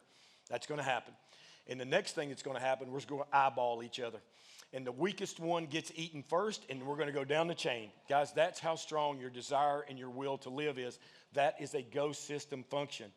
What happens in addiction is that area of your brain, and Dave touched on it a little bit, is hijacked by whatever the substance is. So no longer is the goal of your reward system to save your own life. It's to obtain this thing out here you think you'll die without. Okay? How can a pregnant woman stick a needle in her arm? Because she thinks she'll die without this thing here, and when she gets that, she's okay. Again, I'm not making excuses. It just helps me understand what's going on. Because people want to get mad at these young women. Right? We want to lock them up, we want to take their babies, and we want to throw them in jail. That's not going to help anything, plus you don't have anywhere for their baby to go. All right? We have to understand that. All right? And that's the deal. For me, I would tell you the most important thing was my family, my job, all these other things. The truth is I couldn't do anything without this thing, and then when I got that thing, I was okay. Okay. The second thing that the GO system does, it's responsible for our species going forward in time. What does our species have to do to go forward in time? Number one, got to live to be reproductive age. Number two, got to have sex. We do that over a long enough period of time, then our species will go forward in time. So what do we have to do to live to be reproductive age? Eat and drink, okay? Does eating, drinking, and sex feel good? Yes. If it didn't, nobody would do it. If every time you ate, drank, or had sex, you threw your toenails up, you'd stop doing it and our species would die. I'm getting ready to watch all y'all relapse here in a little bit. Right, every damn one of you, okay?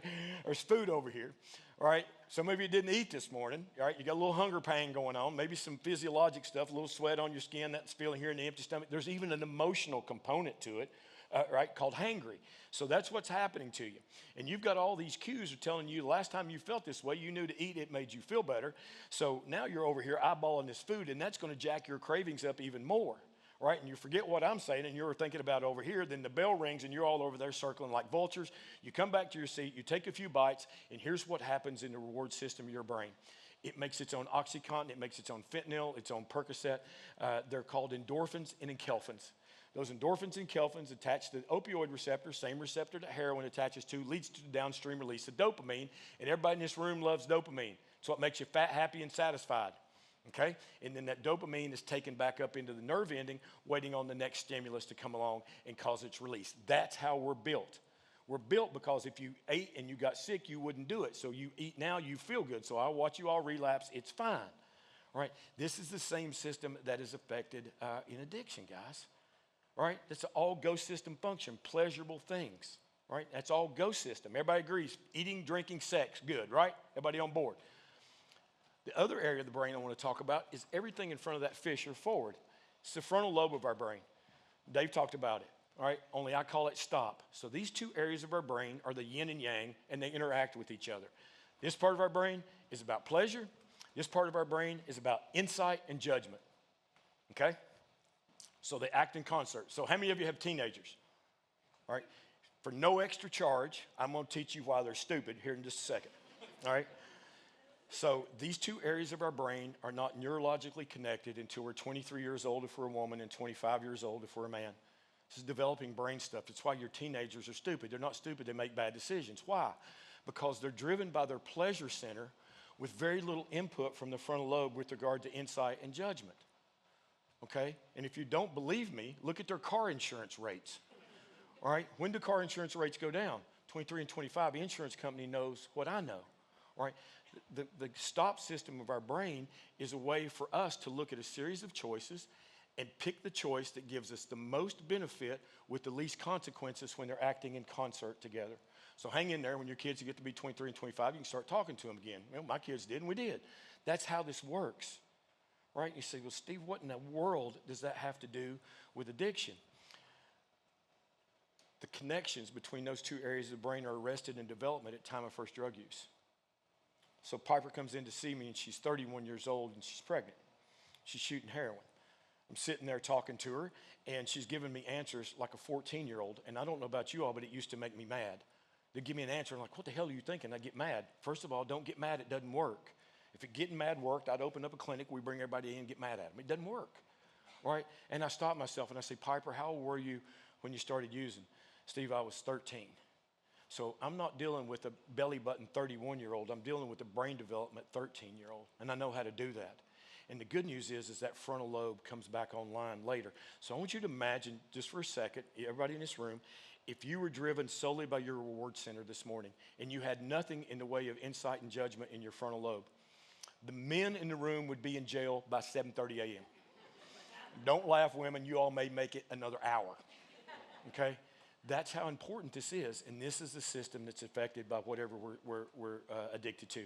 Now, one more thing before I go on from this slide. People don't relapse because they get dope sick. Dope hungry is bad. People relapse because of cravings. Same cravings you guys are going to have for this over here shortly. Same ones. Only the craving for the drug is 10 times stronger than your cravings are for food when you're hungry and water when you're thirsty. When people find out I treat pregnant girls, it's always funny. Dr. Lloyd, these women, they just need to stop. They need to put it down. They're hurting their babies. I thought of that right off the bat. Right? I knew that. I said, okay, fine. I'd like for you to stop eating. And I'm not talking about today. That's what we're talking about, guys. And it takes a long time for people to change their behavior to overcome that. I've been in recovery almost 21 years, continuous, right? I still have cravings every now and then. I do. But I don't use because I've got a support network around me and over 20 years of experience in dealing with those cravings. And guys, it takes a while to do that. You can't do that in a 5-day detox or a 28-day treatment program. And we got to stop doing it because we're killing kids. We're killing them. Okay, and used to, you could go out and drink, and if you didn't get in a car wreck, you could probably live 50 years or 40 years before your liver gets out. Now you relapse this afternoon, you get a hold of the wrong fentanyl pill, you die today. Somebody up in Putnam County told me addiction hadn't changed in the last 100 years. You've had your head in the sand. I promise you it has. Old 12-step guys, the old curmudgeoners, somebody would be struggling with drinking. They'd go over and give them $20 and tell them to go out and do some field research. First of all, it made me angry, and I want to fight them. Okay, and second of all, if you do that today and they get a hold of the wrong pill, they'd be dead this afternoon. All right, so everybody's good with go and stop, or we understand how all this works, right? So I'm going to prove it to you. So brain healing takes time. So these are PET scans of brains. Don't get intimidated by PET scans of brains. All PET scans of brains do, or all PET scans do, period, is it looks and see where radio label sugar goes. Every cell in your body works on sugar of some type, so if you could attach something that an x-ray machine could be to a sugar molecule, you stuck it in, somebody lit them up, you can at least see what's functioning, okay? This top row of brains are normal brains, okay? You see the uptake throughout the frontal lobe, which is up top, parietals on the side, occipital and back. Those are normal brains. That second row of brains are brains that have been detoxed off of drugs for 10 days. Again, go back to Piper. Piper comes back to me. She's 31. She's pregnant. She comes in. I detox her for 10 days. First of all, nobody gets 10 days of detox, but we'll live in a freaky world here for a second and say they do. I said, all right, Pipes, you're good. Right? You're not dope sick anymore. People don't relapse because they're dope sick anyway. They relapse because of cravings. Cravings are lifelong, so I'm already off base. And I send Piper back out into the world, and this is what I send her back out into the world with. What kind of uptake do we have in the frontal lobe? None. It's gone. It's like you did a frontal lobotomy and just took a razor and just shaved all of those connections in between the frontal lobe. What is functioning is Piper's reward system. How long does it take her to stick a needle in her arm? In the parking lot. She'll do it in the parking lot. And people all the time say, well, she damn near died. We just reversed her with an overdose, and she used right after that. I get it. She doesn't have a frontal lobe of her brain. She doesn't have insider judgment. She thinks she needs this thing out here. She's going to die. It makes sense to me. And we have to understand that, guys, to meet people where they are. Because we can't force people. You can't force that. You have to meet them where they are and bring them along. Right? Look at this bottom row of brains. 100 days, no drugs. Look what's starting to come back. Doctors, airline pilots, professional athletes, what's their success rate in treatment? What percentage of them come in at day 0 and 5 years later are back in their job, clean and free of everything, doing well? Anybody know? 78 to 95%. It's unbelievable. What about everybody else? Near as we can tell, 8 to 12%, maybe. And the difference in those two guys is not smartness. I belong to the doctor group. I can promise you that's not it. It's the system of care that they step into. If you step into the system of care I stepped into, my progress through that system was determined by my clinicians and the people taking care of me, and I progressed to the next step when they said that I was clinically ready. What about everybody else? The insurance company's going to tell you that one. They'll tell you when it's time for you to do this, this, this, and this. And usually they've hired some doctor that can't practice medicine anyway who's telling them what to do. And I'm not okay with that. My goal before I die is that we all step into the same system of care, that no matter where we touch it, we get the same help, right, that is specific for us. And we have to address underlying mental health, behavioral health disorders, and adverse childhood experiences. If we don't, the best we're going to be able to do is sling medication at everybody. And I'm a medication guy. I love it. Keeps them alive, and I can't treat dead people, okay? But that's not how people find recovery. People find recovery with the stuff that you all do. And you all put me here. So how long does it take to go from here to here? Anybody know? 2 years. 2 years. We send people away for 28 days. We know it takes 2 years for full recovery. And people have to start listening to us because we're spending tremendous amounts of money in Department of Corrections all across the United States when we know how to do this. We know how to do this. How many people in the state of Tennessee are getting a treatment for addiction behind bars in the state of Tennessee today? Anybody know? Very few. There's a few. I can give you a couple of counties, but I don't want to out the counties because they got to keep it secret from the people living in the county, which is a pretty sad statement. In West Virginia, we have 10,000 incarcerated individuals. As of today, as of yesterday, 4,780 of them were receiving treatment for their addiction behind bars. Hell yeah, 47%. And I think there's a few more. We just got to find them. All right? We have to change our system of care, guys, because when you get out of prison or you get out of any incarcerated facility, a local lockup, county jail, your risk of overdosing and dying in that first 30 days is 40 times an age-matched individual in your community. We know how to do this, but we have people out there saying that you can't. And I'm sorry, I'm going to step on some toes. One of our biggest problems is the organized church, and I'm standing in one. And I'm sorry. My church didn't like that, but I've seen many that are. And the people in Putnam County and the one right next to it, I'm blanking on it right now, hate my guts. Right? Because I told them this truth. The stigma associated with addiction and the way that they look at it prevents people from getting help. Because they think the only way to get help is to go out in the woods with your Bible and the blue jeans on and a white t-shirt and pray for 6 months. And for the people that works for, I'm all for it. Let's do it. But don't tell me that's the only way. Don't tell me that's the only way, because we have to find the path that's right for others. And that's not every church, but I promise you it's there. And as a church community, we've got to look and see, are we willing to do the things that Jesus did in the New Testament? I never remember Jesus one time in the New Testament going, hey, hang on a second. They're lowering you through the roof. This is the wrong place. Take his ass back up and let's take him down the street behind that gas station over there, and then let me talk to him. Not a single time. Yet all the time I run into this across the state of Tennessee. We don't want it here. Put these people over here. Right? And one of those counties that I just told you about, one of their county commissioners has this problem and sit there in that room and couldn't say anything while I'm getting lambasted for the things I'm talking about. So we have to change the way we look at this, guys, because we're killing people. And I think it's actually the Christian thing to do as well. So why do I like medication? Buprenorphine, methadone, those drugs quell cravings and helps give people a chance to get from there to there. But we won't do it by just giving them medication, right? We've got to address the underlying drivers. And for me, again, underlying drivers, untreated mental health issues, adverse childhood experiences. So I'm throwing this in just real quick. I want to show you, if you're a parent, why to be scared. This looks like a Percocet, 10 milligram Percocet. It's oxycodone. Oxycodone is 1.5 morphine equivalent. That means that 10 milligrams of oxycodone is 15 milligrams of morphine, okay? Only this is not oxycodone, it's carfentanil. Carfentanil is 10,000 morphine equivalents. This pill was bought on the streets at the avenues in Murfreesboro in 2015 by an undercover agent. And I could pick this one out. You see the impurities? I can pick that one out. But I'm a big Breaking Bad fan. I love Walt and Jesse. So Walt and Jesse are making meth, and they're making it in a Winnebago out in the desert. And then they meet Gus Fring, and now they got a pharmaceutical lab. Now the stuff goes high tech. That's exactly what happened today. Pressed pills today, I can't tell the difference, guys, and I have a PhD in oxycodone. I promise you that. And your deal is you take one of these and you die. I told you I was listening to 70s, 80s love songs. The 80s were far superior to today. And there's no question about that in every way, okay? And mainly our music. And one of my musical heroes was Prince. And Prince had an oxycodone addiction. He sent his guys to the street to get Percocet. They came back with what looked just like Percocet, only it wasn't Percocet, it was carfentanil, and Prince died of an overdose. This is what's on our streets today. Fentanyl is in everything. It's in cocaine, it's in methamphetamine, it's in marijuana, it's in vapes. Okay, this is the drug that is killing Americans today. But if we just go after the drug and we don't change the demand for the drug in the first place, it'll just be something else. And now we've got xylazine on the scene. I had no idea what it is. It's animal tranquilizer. And it necroses your skin and some of the worst stuff that I've ever seen. So our approach needs to be from the things that we talk about and trying to help people find meaningful recovery. So I want to, I'll finish with telling you the story of two different systems of care, because you got a basic understanding of addiction now. You've got my slot machine. You understand the role of adverse childhood experiences. One more thing about those.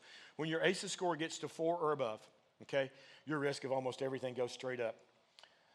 Diabetes, hypertension, multiple types of cancer, behavioral health disorders, SUD. We absolutely need to screen and address adverse childhood experiences, because I stood in front of you all today and I talked to you about my sexual abuse. I talked to you about my physical abuse, and I only know one person in the room. And I did that without the fight, flight, freeze, or the worst one for me, appease reaction. How did I do that? I did that because the people that took care of me and identified what was going on with me gave me what I needed. And in my case, it was something called EMDR. I'd never heard of it. And so the guy who did it to me the first time, when I told him how normal my childhood was, except for the physical and sexual abuse, he told me, he said, we're going to put these things in your hand, Steve, and they're going to alternate like this, and we're going to unlock these memories in your head. And I'm sitting there, yeah, right. What are you smoking? And I said, that may work for your average bird, but I'm pretty smart, so I wouldn't count. And I really hate it, because he and I are really good friends, and every time I get too big for my britches, he brings that up. It was the most life-changing thing that ever happened to me. I could see the wallpaper color in my house. It was unbelievable, but I didn't have that traumatic response, fight, flight, freeze, and I always loved the appease one, because the hardest thing I battled in my life is codependency. And so guys, that's the treatment that works. I went to a place called Onsite in Dixon, and it changed my life. And the problem was, I was there for 4 weeks. It was 50 grand. And I almost hate knowing it exists. Why do I hate knowing it exists? Because she ain't ever going to get it. She doesn't have 50 grand. Insurance companies reimburse for this for crap. And they need to be held accountable too, because this is things that make people's lives meaningful, and it's what helps them. And so we've got to change the ball game on this. I love treating pregnant girls. When I first got into addiction medicine, that's what I treated, not because I love OBGYN. I actually hate OBGYN. When I was delivering babies in medical school, the placenta used to hit me in the back of the head. I couldn't wait to get out of the room, all right? And then when I got into this field, all I heard about was pregnant women. They're this, they're that, they're bad. Let's lock them up. Let's take their babies. We actually did that in Tennessee for a little while with the fetal assault law, which got sunshine. And I raised my hand one time. I said, what are we doing to treat them? They said, nothing. We don't treat them. Why don't we treat them? They don't want the liability, because the baby has 19 years to sue you. And I thought that was a pretty crappy excuse, so I started learning how to treat pregnant women. I've treated over 500 of them now, all the way through their pregnancy, most of them into recovery, a few worse outcomes, and this is going to be one of them. But most of them do really, really well. So this is my friend Brooke, and if there's any lawyers in the room, I've got all the signed stuff to talk about patients, and I'm with therapists, so I don't have any boundary violations or anything. The mother and family wanted me to use Brooke's story, okay? Brooke is the toughest patient that I've ever had, and this morning I'm responsible for the ongoing care of about 3,500 people with opioid use disorder. That's the toughest one I've ever had. In this picture, she's 25 years old. She's living in central Ohio. She just found out she's 8 weeks pregnant. She's using IV methamphetamine, IV morphine, one other drug. What's she using? All right. That's meth. I said meth already, but I meant morphine and heroin. She's using IV meth as well. Those pick marks you see, meth's made out of stuff you get at Home Depot and Lowe's. It gets deposited on your skin. It itches. Pick at it. This is what you get. So Brooke finds out she's pregnant. Remember, pregnancy's 40 weeks. She's 8 weeks. This is her first child. She goes to her mom, says, I want to get some help. They Googled doctors that would take them. My name pops up in Murfreesboro. They call me, and this is Brooke 7 hours before I met her. Love Brooke. Tough as nails. I knew Brooke for 2 weeks before she called me anything other than MFer. And she wasn't using the initials. I remember the day I walked into the house she was in. I was like, good morning, Brooke. She goes, good morning, Dr. Lloyd. That was the last time. She never called me that again. Why was she doing that? She'll see if she can make me run. And I've been called way worse than MFer, so that didn't matter. I'm not running. I love Brooke, and I miss Brooke, and that should tell you the outcome.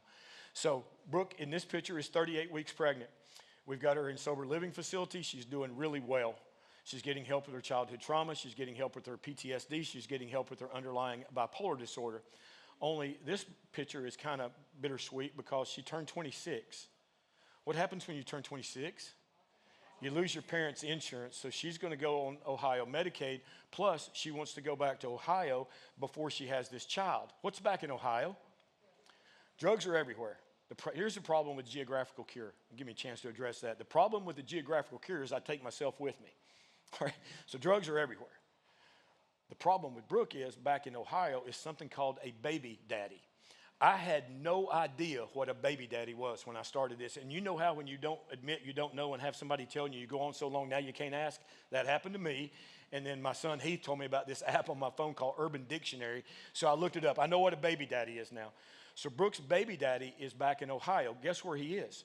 He's in prison. Guess what for? Drugs. So let's stop for a second. Here's an unborn child. Let's look at this unborn child's slot machine.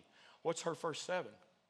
It's already on the pay line. Mom with addiction, dad with addiction. She's already got a double dose and hadn't drawn her first breath yet.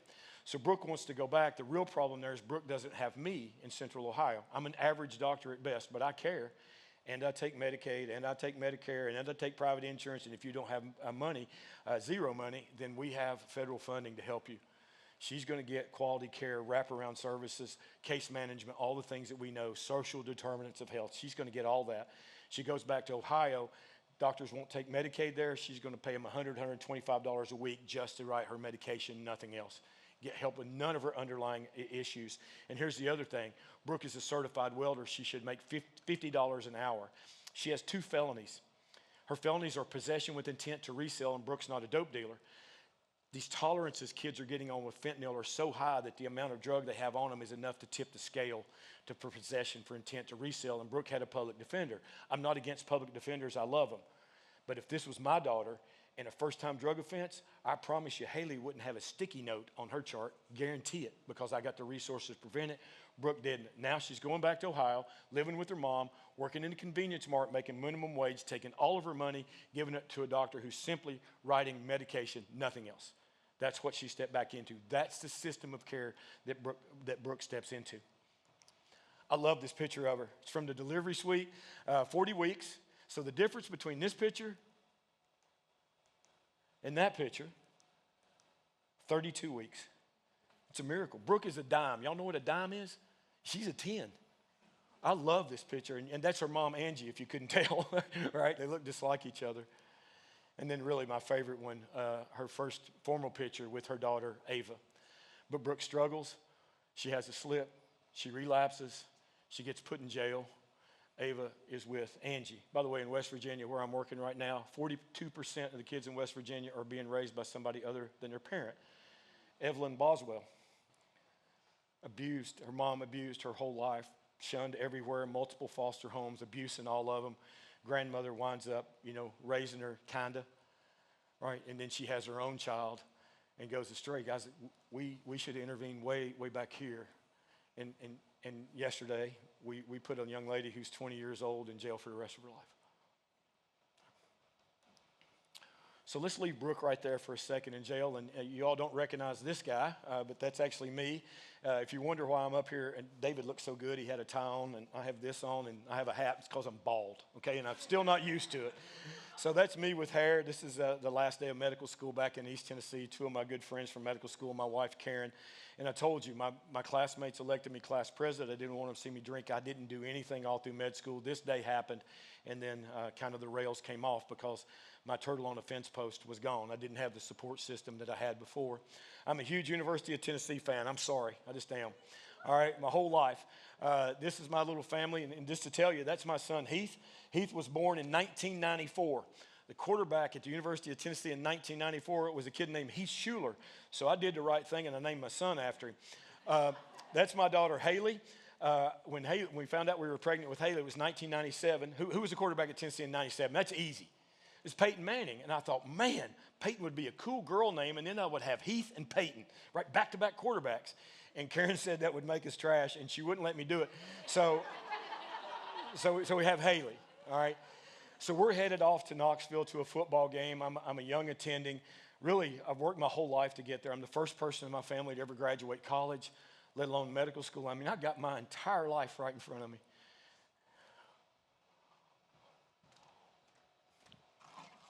What's that bulge in my pocket?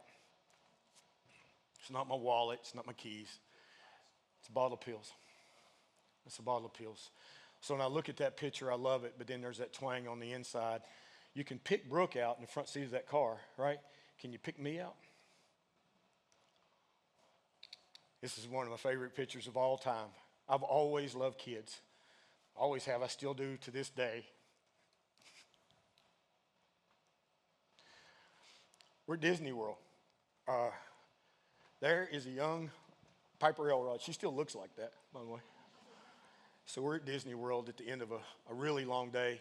It's in October, so it's not hot, and I'm around them. It's Piper here, and that's her older sister, Paxton, my kids, Heath and Haley, my niece and nephew, Jack and Jameson. 1, 2, 3, 4 of them are married. 2 of them have their own kids now. And I love that picture, except for I'm shiny. I'm shiny because I'm dope sick. I ran out of pills about noon. That's what's going on in the back, and I couldn't tell anybody. I nearly lost my life. But because of the profession I do, I got world-class help. I stepped into a system of care that gave me help with the underlying stuff that were driving my addiction. This is a picture that was hanging above the mantle in Johnson City for a long time. I finally had Karen take it down a few years ago. She said, why? I said, because we were on a cruise, and I was out in the middle of the ocean, and I ran out of pills, and this night we had this picture taken. I was dope sick. It's like sometimes, guys, you don't know, right? And then how do we reach those people that we don't know about? And it's really tough sometimes. But if we don't change our mind about the approach to addiction and destigmatize it, we'll have people that don't step out, and we'll find out when we find them overdosed in their bed. I got world-class help, best help money can buy. The Tennessee Medical Foundation provided advocacy for me. The dean of my medical school, the president of my university, paid me every day I was gone. I never missed a paycheck. I went back to work as soon as I got back to Johnson City. I became a residency program director. I became chief of medicine at my hospital. I became chief of staff. In 2015, Bill Haslam hired me to be the first drug czar for the state of Tennessee. I'm the chair of the Opiate Abatement Council today. My life is a dream. I'm the director of drug control policy for the state of West Virginia, guys. I mean, I have had nothing but success, but I would not have had any of that were I not a turtle on a fence post. I got this in the mail a few years ago. It was a registered letter. Nothing ever good comes registered. I got appointed to the Tennessee Board of Medical Examiners by Bill Lee. I'm now the president of the Tennessee Board of Medical Examiners. And you all know I should be in front of the Tennessee Board of Medical Examiners, and I'm not because I'm a turtle on a fence post. I stepped into a system of care that was designed to put me there. What happened to my friend Brooke? On the morning of December 13th, 2020, my phone rang really early in the morning, and it was Angie, and she said, Steve, I found Brooke cold and blue in her bed this morning. Brooke died of an acute overdose of heroin and fentanyl. She's one of the 107-622. Now you know one. We got people out there that says we can kill our way out of this. Just let them die. There'll be enough of them die, we'll get them out of the gene pool. There's one huge problem with that, besides you being a sociopath. Who's that? That's Miss Ava. She's 2 years old. Angie sent me this picture. She's potty training. She appears to be pleased with whatever happened in that potty, right? Let's look at Ava's ACEs score again. We already got the genetics. Now she's 2. Her ACEs score is already 2 because dad's in prison and mom's dead. If we don't intervene on this child, what are the chances this child is in our system in a decade? It's about 100%, guys. We've got to change our approach. We know who these kids are. If you want to know who they are, ask our kindergarten teachers. They'll tell you. And we have to start doing something about it. My story ends up like this. Florence, Italy. I grew up in Jonesboro, Tennessee. My daddy was a truck driver. My mom's a mail carrier. I never dreamed I'd go to Florence, and I got to take my family a few years ago. That's Heath, my daughter-in-law Laura, my wife Karen. That's me. I want to talk about Haley for just a second. That's where all my money goes. And I'm going to tell you this, and I'm sorry, I'm a little over it. I don't care right now. When Heath needed to get out of the house and go to college, it's time for his ass to go. I love him. He needed to go. I told Haley, I said, Haley, if you'll stay in your bedroom, I'll pay for everything for the rest of your life. And she didn't take me home up on it, and she brought that thing right there home with her when she was a junior in high school. It was their first date. I met him. I went inside and told Karen, I said, Karen, I think I just met our son-in-law. She said, come on, Steve, it's their first date. 6 years later, I was standing in Charleston, South Carolina, which, by the way, was ungodly expensive.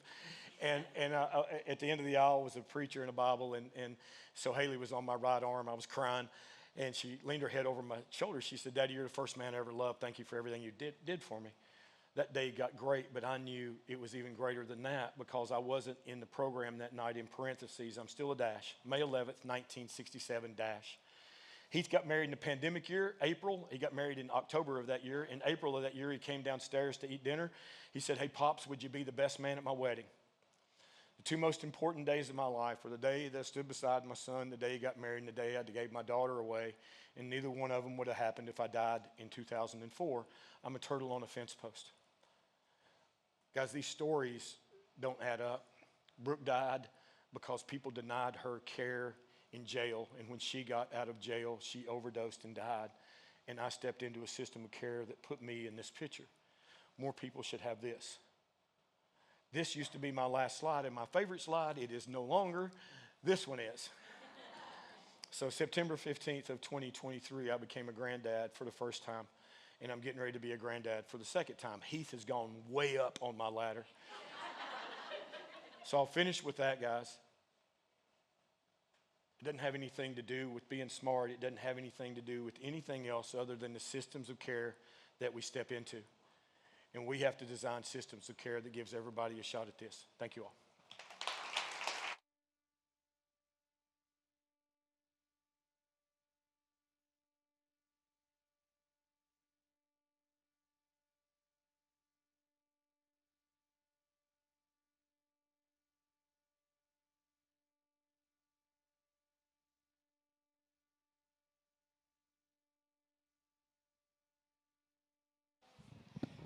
All right, I know we're over time, but I think most of you guys would agree with me. Well worth it. We are not going to have time for the Q&A session today, but I did speak with all of our presenters, and they were agreeable with me sharing their contact information with you all. So if you do have questions, I'm happy to share email addresses with you, and you can reach out to them directly.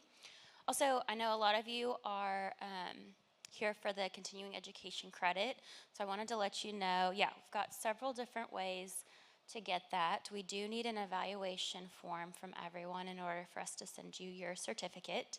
So everyone has programs on the tables, there's QR codes. One of them is to the document directly. One of them is to our event page where there's a link to this CE evaluation form. I've got hard copies in the back if you prefer to just fill one out before you leave today.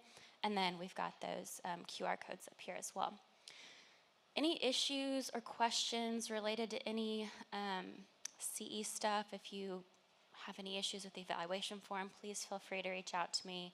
I think I've emailed everybody, but it's madison.moquin@therefugecenter.org. And I want to thank everyone for being here today. We really appreciate your support. Thank you to our speakers, and I hope everyone has a wonderful rest of your Valentine's Day.